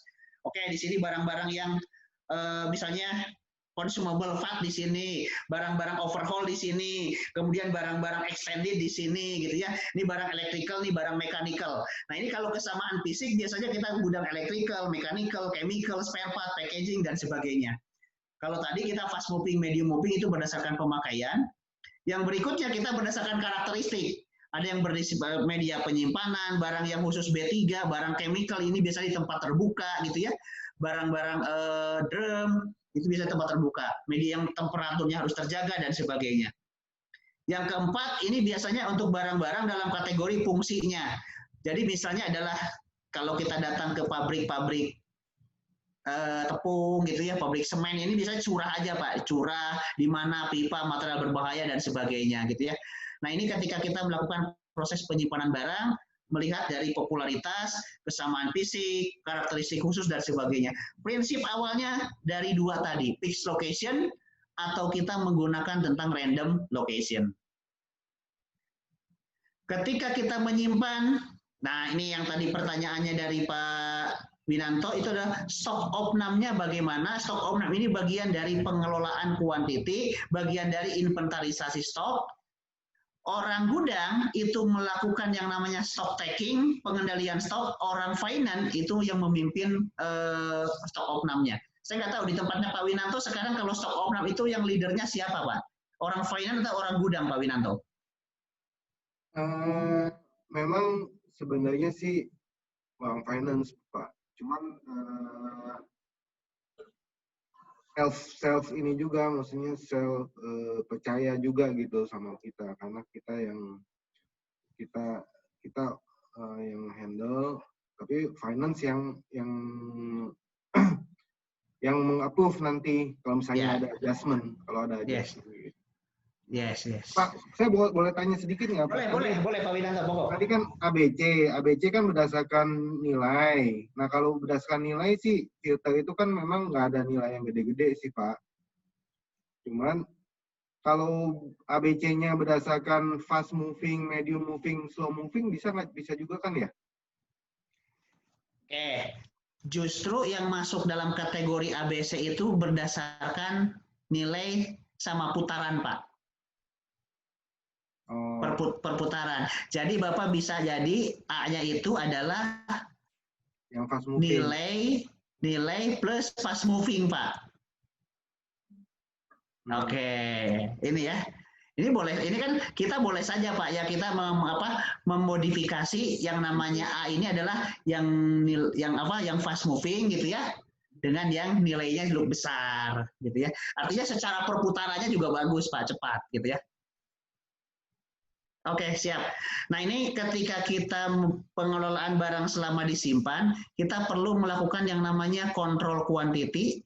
Kita perlu yang namanya melakukan kontrol jumlah. Kemudian quality-nya, kontrol masa simpan Bapak Ibu, ke tempatnya Pak Hairul ini perlu mengontrol masa simpan karena ini bicara dengan kosmetik. Jadi harus mengontrol masa kadaluarsa. Oke ya. Bapak kalau di tempat Winanto dihitungnya pipo, mungkin kalau di tempat Bapak pepo Pak. First expire, first out ya. Betul ya. Nah kalau di Pak Winanto kan first in, first out gitu ya. Nah ini kalau di tempatnya Pak Hairul mana yang duluan expire itu yang duluan keluarnya. Terus kontrol penumpukan, gitu ya, kontrol penumpukan, jumlah tumpukannya berapa kardus ke atas, kalau drum berapa drum ke atas, nah itu juga penting. Kemudian untuk barang-barang yang sudah lama, ini perlu lakukan checking ulang oleh bagian QC Pak. Kalau barangnya masih oke boleh disimpan, tapi kalau barangnya sudah nggak oke ini barang harus dikeluarkan. Kemudian di stock opnam ini juga kontrol jumlah dan nilai. Nah berikutnya kita yang tidak kalah pentingnya adalah melakukan yang namanya kontrol kadaluarsa. Expired date di sini. Ini dengan memberikan tanda visual pada barang dan informasikan ke sales, informasikan ke user barang ini harus segera digunakan Pak. Oke. Yang mesti melakukan kontrol kadaluarsa itu dari siapa Pak? Gudang Pak, orang gudang Pak. Gudang ya? Orang gudang Pak. Jadi orang gudang ini tahu yang namanya aging time-nya Pak, masa simpan barang ini sudah berapa gitu ya. Tapi dia minta tolong orang QC untuk ceknya ya. Oke, nah betul kalau sudah tinggal 6 bulan lagi masanya untuk mengontrol kualitasnya masih layak pakai atau tidak ini QC Pak. Oke ya. Ini biasanya QC yang mengecek kondisinya, kita yang memperhatikannya, kemudian setelah itu tujuan di sini kita informasi Pak ke bagian operation, ke bagian sales supaya barang ini segera keluarkan. Yang proaktif harusnya dari orang gudang ya, yang orang gudang betul. Karena salah satu KPI orang gudang itu adalah kontrol dead stock Pak. Iya, Pak. Oke, jadi kalau tadi kita stok akurasi, yang kedua di orang gudang itu kontrol dead stock. Jadi semakin banyak barang mati, barang tidak bergerak, barang yang sudah expired gitu ya, berarti kita tidak melakukan kontrol ini, Pak. Gitu ya. Ini akan jadi catatan buat kita. Nah, yang ketiga, orang gudang itu juga punya KPI yang namanya itu adalah control quality. Jadi jangan sampai barang rusak selama disimpan, karena kalau barang rusak selama disimpan berarti KPI kita jelek. Gitu ya. Jadi yang membuat KPI jelek itu satu, barangnya tidak akurat. Yang kedua, barang masa kadaluarsanya lewat. Yang ketiga, barang disimpan jadi rusak, misalnya berkarat, gitu ya, misalnya berdebu. Apalagi kalau di tempatnya Pak Hairul ini nggak boleh nih. Salah satunya adalah pest control. Oke ya. Nah ini salah satunya pest control, Bapak jangan tidak boleh ada laba-laba, tidak boleh ada semut, tidak boleh paletnya juga Bapak palet apa Pak? Palet plastik, palet kayu. Hati-hati kalau palet kayu nanti akan bisa ada kutunya tuh Pak. Palet plastik, Pak. Oke, iya. Bapak harus palet plastik, Pak. Dan palet plastik pun sebelum masuk Bapak harus ini dulu, Pak. Harus dilakukan sterilisasi terlebih dahulu, Pak. Ada, Pak. Ada ya? Pintu masuk atau steril kebetul alat sebelum masuk ke material. Betul. Karena kalau tidak nanti palet itu juga bawa debu, Pak. Ya. Di truk, di jalan gitu ya, truk itu bawa debu. Jadi betul-betul kita kontrol masa simpan, kita jumlah, kita kemudian kontrol juga masa expired. Karena kalau barang expired ya ini berarti gudang-gudangnya tidak proaktif, Pak. Barangnya tidak pepo, berarti orang gudangnya juga tidak proaktif. Barang, apalagi ketika disimpan ternyata rusak pas kita pakai gitu ya. Nah ini orang gudangnya. Kemasan juga Bapak harus jaga, kita itu harus jaga kemasan, jangan sampai kemasannya berubah. Misalnya karena kelembaban gitu ya, atau misalnya kesodok porpip jadi rusak. Wah ini jadi ini KPI kita menjadi jelek ini Pak. Gitu ya. Ini tantangannya dalam kita mengelola tentang pergudangan kita. Pak Dudung mau nanya dong? Ya, silakan Bu Rina. Kan tadi Pak Dudung sempat singgung mengenai dead stock ya. Ya. Nah, mau menanyakan pada definisi dead stock itu pada umumnya ya Pak, maksudnya best practice di perusahaan-perusahaan lain itu sebenarnya kategori dead stock itu yang kayak gimana sih Pak gitu. Contohnya kalau di tempat kami kan gitu kan, misalnya salah satu kategorinya unitnya udah nggak ada gitu loh, nggak ada di populasi gitu kan Pak. Nah selain itu kira-kira ada lagi nggak Pak? Definisi dead stock itu adalah barang yang tidak mungkin digunakan lagi di pabrik, di kantor. Oke ya. Mungkin digunakan lagi ya? Tidak mungkin digunakan lagi, Pak. Misalnya Ibu punya spare part, tapi mesinnya sudah udah diganti, gitu ya. Karena kita change material, tetapi sebenarnya barang ini nggak bisa dikeluarkan karena masih ada nilainya di finance. Jadi barang masih disimpan gitu ya. Jadi spare part masih disimpan karena secara nilai buku ada di finance, tetapi secara mesinnya udah nggak dipakai karena udah diganti. Nah ini masuk kategori dead stock. Nah terus cara kita untuk mengurangi nilai dead stock di inventory kita gimana Pak? Oke, ini untuk mengurangi nilai dead stock. Yang pertama Ibu membuat data khusus, data umum. Oke, data khusus itu adalah barang-barang yang nggak bisa dipertukarkan, nggak bisa substitusi, data umum barang-barang yang bisa disubstitusi. Oke ya, jadi kita punya master data, spare part ini bisa substitusi ke mesin ini, ke mesin ini, ke mesin ini, yang ini khusus, jadi nggak bisa, hanya satu mesin saja gitu ya. Oke, ini untuk memudahkan. Oke, ini satu. Yang kedua, Ibu melakukan perbaikan kontrak, tapi syukur-syukur sudah ada dengan vendor. Jadi kalau barang ini masuk kategori barang dead stock, bisa nggak barang ini dijual kembali atau barang ini diretur kepada si vendornya. Jadi kita beli barang A, barang ini ditukarkan gitu ya. Nah ini bisa menjadi barang pengganti. Nah ini biasanya dengan vendor juga mereka melakukan itu gitu ya. Oke. Yang ketiga, barang ini dijual. Jadi ketika mesinnya sudah tidak ada, barangnya ya dijual ke kompetitor boleh, dijual ke orang lain boleh, dijual ke pabrik lain boleh gitu ya. Oke ini. Atau bisa juga kalau biasanya kalau berupa telepon, berupa komputer, berupa printer, biasanya kan kalau di site itu 5 tahun itu ganti Bu, ganti komputer. Tapi sebenarnya secara performa komputer itu masih boleh dipakai gitu ya. Nah itu biasanya dijadikan barang CSR Bu. Jadi karena barang itu secara keuangan sudah tidak ada harganya, itu akan di CSR-kan ke kelurahan-kelurahan atau kepada yang lain, tetapi dalam bentuk sudah kosongan, nggak ada softwarenya gitu ya, nggak ada Microsoft-nya kan, karena itu harus license gitu ya. Jadi orang yang mengambil tadi silahkan ini sendiri. Nah itu biasanya kalau saya begitu, waktu saya dulu bantu di Mitra Bahtera gitu ya, nah itu dia per 5 tahun itu ganti ini, itu akan dijadikan barang outsourcing. Oke, itu. Jadi yang lebih efektif itu tadi dari membuat barang substitusi. Yang keempat, kita membuat cataloging, Bu. Itu yang paling penting, ini catalogingnya. Jadi ya, spare part cataloging ini penting karena apa? Biasanya dead stock itu bukan hanya karena unitnya sudah nggak ada. Dead stock-nya itu terjadi karena awalnya overstock. Overstock ini berarti barang yang berlebih. Nah, overstock ini seringkali terjadi karena duplikasi penamaan.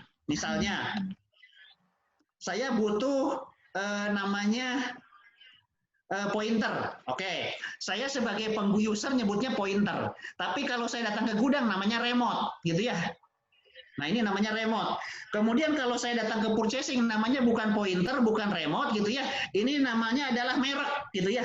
Nah, dengan part number. Nah, ini ternyata dengan nama yang berbeda-beda akhirnya duplikasi barang. Yang satu nyebutnya air mineral, yang satu nyebutnya aqua. Tetapi yang datang karena aqua orang harus nyari aqua, padahal boleh Ades, boleh Prima, boleh yang lain gitu ya kalau kita menyebut air mineral. Nah ini cataloging Bu biasanya. Nah cataloging ini nama yang berbeda-beda seringkali user bingung. Si yang order kan purchasing juga tidak tahu persis terhadap barang biasanya. Nah kalau di SAP sih sudah jelas ya, ada gambarnya, ada speknya dan sebagainya. Ini. Nah ini ketika namanya yang berbeda-beda, orderingnya sehingga seringkali barang bertumpuk, duplikasi barang, akhirnya jadi overstock jadi dead stock karena barang berlebih. Yang ketiga, dead stock itu biasanya barang sisa project. Nih hati-hati buat Pak Riko. Bentar lagi itu kalau proyeknya selesai itu banyak sisa project, gitu ya? Iya betul Pak. Nah. Yang mesti open lagi kan? Yes. Alasan orang project sih sederhana sebenarnya, Pak. Barangnya kan sudah dibayar, sudah masuk dalam budget project. Iya, tahu gitu ya. sudah masuk dalam budget project. Tapi saat nyimpennya di gudangnya space-nya jadi sempit kan gitu. Betul Pak, jadi waste Pak. Jadi waste, betul. Apalagi kalau kita saya sampai beli satu kontainer itu barang sisa project semua.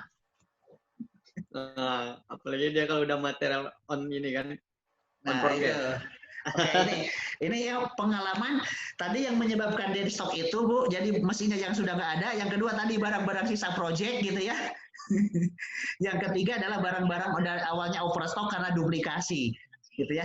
Yang terakhir adalah biasanya barang-barang yang salah beli Bu, gitu ya.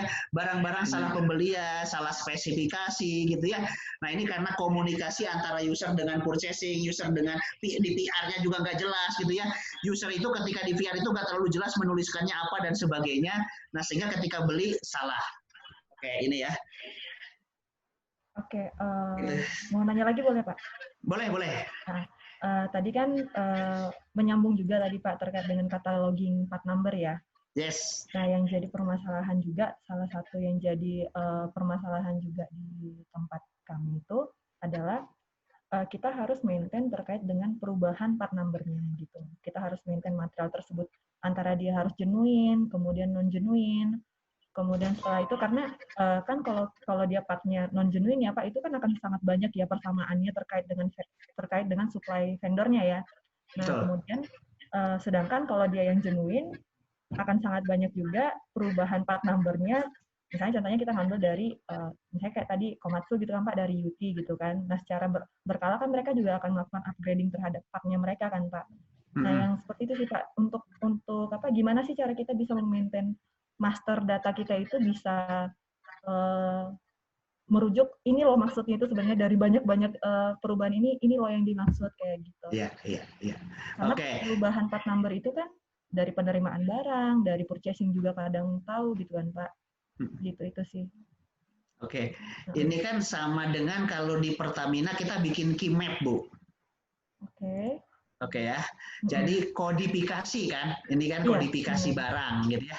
Kodifikasi material Pertamina kalau nggak salah KIMAP itu gitu ya. Kode inventory material Pertamina, singkatannya KIMAP gitu ya. Nah, di dalam KIMAP tersebut itu juga harus tercantum di database-nya itu adalah penjual original dan penjual non-original. Oke ya, artinya gini, kalau originalnya mahal, kita belinya kemana penggantinya gitu ya, untuk barang-barang yang tidak terlalu kritikal. Yang kedua, kalau yang barang originalnya sudah discontinue, oke ya, sudah nggak ada di pasaran, tapi mesin masih kita pakai, kita masih butuh spare part, otomatis kita kan harus tahu nih gitu ya. Karena yang IOM itu gitu ya, yang IOM atau yang original itu kadang-kadang punya batas waktu. Misal kalau kita bicara laptop itu 1 tahun. Misalnya saya HP itu 1 tahun saja kita harus punya stok untuk model ini. Setelah 1 tahun yang namanya HP itu tidak punya kewajiban untuk memiliki stok ini. Yang kedua, kalau kendaraan mobil, kalau mobil itu biasanya 3 tahun. Toyota misalnya Innova tipe G tahun 2020, berarti sampai 2003 itu boleh ada stoknya. Tapi si Said setelah 2003 Toyota boleh tidak menyetok. Nanti kalau akhirnya kita nyari kan biasanya di bengkel-bengkel tradisional tuh, di aksesoris, di Glodok, di mana gitu itu baru ada. Kalau datang ke Auto 2000-nya sudah nggak ada. Nah sama untuk kita bicaranya alat-alat berat pun pasti yang namanya maker itu ada batas waktunya, karena buat mereka ya cost juga gitu ya menyimpannya. Mungkin ada yang 5 tahun, ada yang 10 tahun tergantung dari kriteria spare part-nya. Tetapi di kita adalah harus punya database-nya, Ibu. Database itu yang menunjukkan kalau material A tipenya ini, speknya ini, namanya ini, originalnya di mana, kemudian kalau originalnya discontinue kemana. Nah kita harus punya data ini. Nah ini harus artinya kita di administrasi barang kita harus lengkap antara yang kelas 1 sama kelas 2-nya. Maksudnya kelas 1 kelas 2, Pak? Kelas 1 kelas 2 itu tadi Bu antara ori yang ori sama yang non ori gitu ya. Gitu ya. Yes. Oke. Oke. Oke, nah ini di dalam pengambilan kita harus betul-betul memastikan barang yang kita ambil sesuai, jangan sampai rusak, desain paletnya seperti apa, packingnya seperti apa gitu ya, menghindari penyimpanan yang sehingga kita bisa lama, kemudian mengambil langsung di area penyimpanan dan sebagainya. Nah kemudian masuk di sortasi, di packaging gitu ya, di pengemasan untuk pengiriman, bahwa barang ini kita harus sampai di user, harus sampai di customer dalam kondisi oke. Nah, ini 3 prinsip yang penting, jumlahnya, itemnya, dan tempatnya.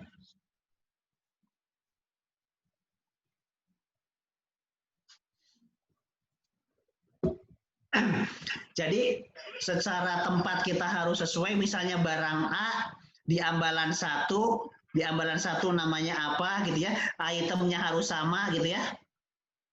59363 sama 5963, kemudian jumlahnya minimum maksimumnya juga harus sesuai. Ini yang ada di gudang kita, jadi harus right flash, right item, dan kemudian jumlahnya. Berikutnya yang tidak kalah pentingnya, kita perlu mengelola gudang kita itu dari sisi lokasi. Kita menetapkan punya yang namanya denah. Kita memiliki denah, di mana barang-barang besar, di mana barang-barang yang kecil, mana barang yang di lantai, mana yang di rak, mana yang disimpan di tempat khusus, mana yang di luar, dan sebagainya. Dari denah ini muncul yang namanya, ini contohnya, kita punya zonasi. Barang, ini untuk barang yang di outdoor, ini yang di workshop, ini part office, ya kantornya, kemudian ini area penerimaan, ini barang-barang besar, ini barang-barang kecil, ini barang yang di rak. Nah, jadi kita memiliki yang namanya mapping area. Ini perlu kita lakukan untuk memudahkan ketika kita mau melakukan penyimpanan. Mapping area ini juga tujuannya adalah mengeliminasi pekerjaan-pekerjaan yang tidak bernilai tambah, karena hari-hari ini salah satu tantangan orang warehouse itu adalah menjadi pekerjaan yang serba lean, serba ramping, Yang namanya lean itu ramping, yang namanya ramping itu efisien, berarti efisien prosesnya, efisien nyimpen barangnya, efisien waktunya, efisiensi ketidaksesuaiannya dan biayanya. Sasaran kita adalah mengeliminasi pemborosan. Nah, kita perlu mengidentifikasi ada pemborosan apa saja di gudang kita. Nah, di sini ada 8 pemborosan, defect, overproduction, whiting, non-utilized talent, kemudian extra processing, motion, over inventory, dan kemudian transportation. Nah, ini adalah 8 pemborosan. Barang rusak di gudang, ini cost. Menyimpan overstock melebihi dari yang seharusnya, nah ini namanya overproduction, ini adalah cost. Karena nyimpennya tidak rapi, akhirnya melayani lama, ini cost. Orangnya nganggur, orangnya tidak diberdayakan, walaupun dia oke, walaupun berpengalaman, ini cost. Extra processing artinya berbelit-belit, birokratis, ini extra processing. Bisa dengan 2 kali pekerjaan, ini artinya menjadi 4 kali. Banyak gerak, tarik sana, tarik sini, dorong sana, dorong sini, simpan sana dulu, ini. Kemudian excess inventory, menyimpan lebih banyak dari yang dibutuhkan, banyak barang sisa dan sebagainya, semuanya cost. Nah, ini semua disebut dengan kolesterol. Ini kolesterol dan ini menggerogoti profit. Oke ya, ini menggerogoti profit. Maka kita salah satunya tekniknya itu adalah menerapkan yang namanya 5R. Di pabrik itu, di gudang itu kita menerapkan 5R, ringkas, rapi, resik, rawat, rajin. Ini. Dulu di Jepang namanya Seiri, Seiton, Seiso, Seiketsu, Shitsuke. Tujuan dari 5S itu adalah menata barang, menata gudang, agar gudang kita menjadi gudang visual. Gudang kita menjadi gudang yang supermarket. Gudang kita menjadi gudang yang rapi. Gudang kita menjadi gudang yang tertata. Sasaran dari 5R adalah 3M. Mudah menemukan, mudah mengambil, dan mudah mengontrol jumlahnya. Nah, ini salah satu contoh dari 5S. Oke ya, gudangnya menjadi rapi, tertata gitu ya. Nah, ini juga salah satunya dari 5S, memvisualisasi tempat handling forklift, tempat hand clip gitu ya, dan sebagainya. Nah, ini juga awalnya berantakan. Nah, di sini ada, kemudian pindahkan ke sini, kemudian meja ke sini. Ini barang-barang yang ada di dus dirubah menjadi dalam bin, kemudian dikasih label, sekarang menjadi rapi. Sebelum dan sesudah 5S itu adalah kita meng-create tempat kerja yang produktif, meng-create tempat kerja yang efektif, meng-create tempat kerja kita yang rapi. Nah, ini sebelumnya. Yang ini sebelumnya nih, pusing nyari barang di mana. Ini sesudahnya. Lebih rapi, lebih tertata, yes. Yang ini simpan ke sini, barang-barang ini simpan di sini, semuanya tertata. Barang ini sudah nggak ada. Karena ini barang ini pindah ke sini, yes. Nah, ini yang barang-barang nggak perlunya keluar nih. Tong-tong keluar, kardus-kardus keluar, gitu ya, drum-drum keluar. Akhirnya kita rapikan. Yes, itu yang kita pelajari Bapak Ibu di dalam 2 jam ini. Bagaimana yang pertama adalah kita mengelola yang namanya KPI warehouse.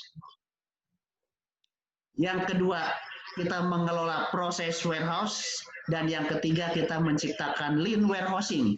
Warehouse yang visual, warehouse yang efektif, warehouse yang ber-5S. Monggo kalau ada yang ingin ditanyakan, kalau ingin, karena tujuannya tadi ya, kita adalah mengefektifkan stok, mengakurasikan stok gitu ya, dan kita mengelola proses di gudang kita. Kalau ada pertanyaan, monggo silahkan langsung atau mau ditulis di ini juga boleh di kolom chat.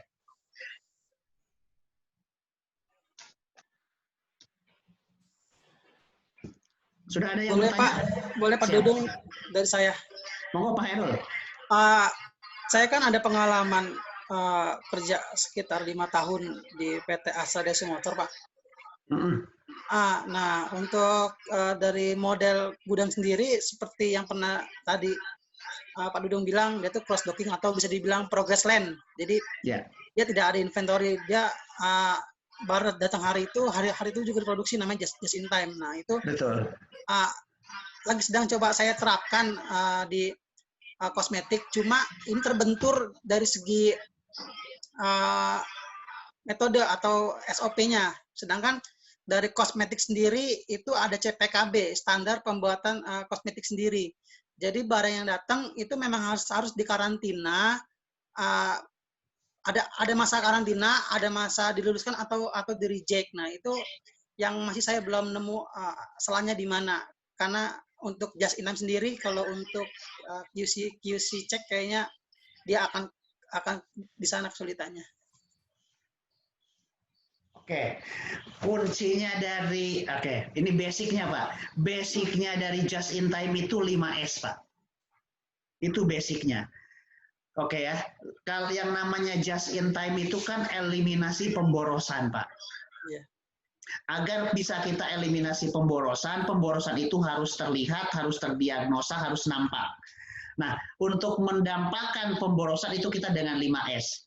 Oke, ini yang kita harus pahami Pak. Satu, yang namanya just in time itu bukan zero stock, tapi minimum stock. Oke. Barangkali Toyota sendiri sampai sekarang itu dia belum bisa zero stock. Karena yang saya tahu yang bisa mencapai zero stock itu baru Dell, gitu ya, Dell komputer. Itu baru dia sudah just in time-nya sudah bisa masuk ke Dell komputer. Tapi kalau di Toyota itu belum bisa masuk ke zero stock, masih di minimum stock, Pak. Oke. Terus yang kedua, yang namanya just in time itu tepat jumlah, tepat waktu, tepat quality. Oke, betul ya. Jadi speknya sesuai, jumlahnya sesuai, waktunya sesuai. Nah, karena kita ada di kita ada di bagian kosmetik di industri ini, just in time-nya just in time kita Pak, bukan just in time otomotif. Kalau just in time otomotif datang sekarang, keluar sekarang. Barangkali kalau di kita, kalau memang standarnya 3 hari, just in time itu adalah masuk di kita, karantina 3 hari keluar. Yang keluar lebih dari 3 hari itu tidak just in time, gitu ya. Jadi just in time itu sudah sesuai dengan standar yang tadi Bapak sebutkan, Pak, gitu ya. Itu yang disebutnya. Tapi kalau melebihi dari situ itu tidak menjadi just in time. Itu karena kita berbeda-beda jenis-jenis industrinya, gitu ya. Oke, jadi kita harus menyesuaikan di bisnis kita.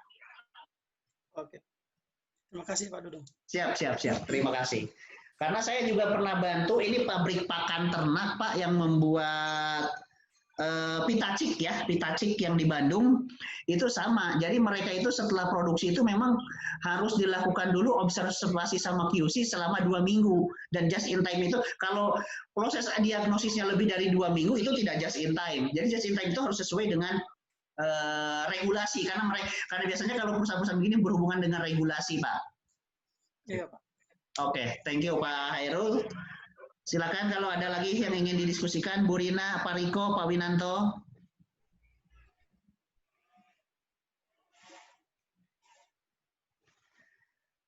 Nanti teman-teman akan mendapatkan soft copy-nya ya. Nanti teman-teman akan mendapatkan soft copy yang ini yang kita pelajari. Kemudian barengan mungkin sama sertifikatnya nanti dari Bu Nia 3 hari ya, maksimal 3 hari setelah pelatihan biasanya. Oke, itu. Pak, mau tanya Pak. Monggo Pak Winanto.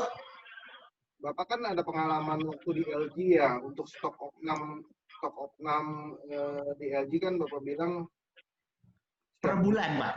Per bulan. Nah itu produksinya nggak berhenti kan Pak ya, dia tetap jalan aja. Nah itu bagaimana tadi Pak? Bagaimana? Oke, jadi yang kita lakukan Pak, saya misalnya mau stok opnam di hari Kamis atau di hari Sabtu ya, di hari Sabtu.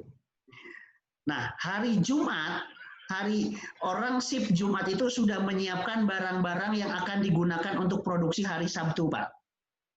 Oke ya. Jadi kita misalnya mau hari Sabtu dari planning mendapatkan informasi dari marketing, butuh barang sekian, berdasarkan forecast-nya sekian, ada delivery ke sini. Oke. Ya. Oke, betul ya. Jadi akhirnya dari mulai raw material, dari mulai spare part, semua untuk kebutuhan barang di hari Jumat itu sudah keluar Pak dari gudang. Oke, atau walaupun di gudang sudah kita kasih line kuning, Pak, itu adalah barangnya adalah barang produksi, Pak, masuknya. Jadi itu sudah tidak masuk perhitungan lagi. Produksi tetap jalan, tetapi kita tidak lakukan penerimaan, Pak. Gitu ya. Jadi kita tidak lakukan penerimaan dari vendor. Jadi kalau ada vendor harus nunggu dulu sampai kita selesai. Kalau produksi sih nggak boleh terganggu, tapi tadi kita sudah siapkan dulu barang-barang apa saja yang dibutuhkan oleh ketika kita stok opnam sudah kita keluarkan. Itu Pak Winanto. Kan kita kan gudangnya finish good, Pak. Kalau finish good, kita jual masukin kontainer kan diekspor, itu juga nggak boleh berhenti. Nah dari pabrik juga kita nggak bisa berhenti juga. Barang dari pabrik masuk ke gudang kita juga nggak bisa gitu. Maksudnya nggak bisa berhenti karena mereka juga nggak ada space. Biasanya masuknya ke gudang. Karena kan kita jadi satu pabrik, ini gudangnya pabrik juga gitu. Betul. Oke, yang kami lakukan dulu Pak, untuk barang kategori yang mau diekspor, yang mau keluar hari itu semuanya sudah disiapkan dulu di hari Jumat Pak ya. Jadi semuanya di hari Jumat pagi itu Sabtu pagi itu sudah selesai semua. Jadi sudah siap, artinya sudah di area khusus Pak, area tinggal pick up gitu ya. Mereka sudah di area tinggal ngambil, kemudian tinggal naikin di unloadingnya. Jadi artinya barang-barang yang di gudang itu yang mau kita hitung itu betul-betul barang yang sudah tidak terkontaminasi, Mbak. Artinya tidak diambil untuk dikirim, karena yang dikirim sudah dipisahkan. Kemudian yang masuk dari produksi, nah produksi memang jalan terus Pak, tapi barangnya nggak dikirim ke gudang dulu. Jadi kita lakukan space area terbatas tertentu, ini hanyalah untuk barang sementara. Jadi barang yang masuk hari itu nggak masuk sebagai inventorinya gudang dulu. Itu Pak Winanto. Jadi intinya sih kita adalah gudangnya besar sekali, nggak bisa dalam satu hari itu selesai sih Pak. Itu sih. Mungkin kalau gitu Bapak harus penyicilan ya. Oke. Jadi kalau 3 hari Pak, jadi emang harus penyicilan Pak. Apalagi kalau Bapak mungkin hari pertama untuk barang-barang kelas A itu lebih enak Pak. Hari kedua untuk barang-barang kelas B, nanti hari ketiganya untuk barang-barang kelas C itu lebih mudah Pak. Oke, siap. Jadi barang-barang yang mahal duluan Pak, gitu ya, kategori barang A-nya. Oke, siap. Oke, baik teman-teman sekalian, terima kasih atas kebersamaan kita selama 2 jam ini. Mudah-mudahan apa yang kita pelajari memberikan inspirasi gitu ya, bisa diimplementasikan. Memang padat sekali gitu ya. Ini padat sekali dan beberapa memang sebenarnya tidak kita bahas gitu ya. Karena di waktu yang 2 jam, tapi khusus untuk ini beberapa kasus yang ditanyakan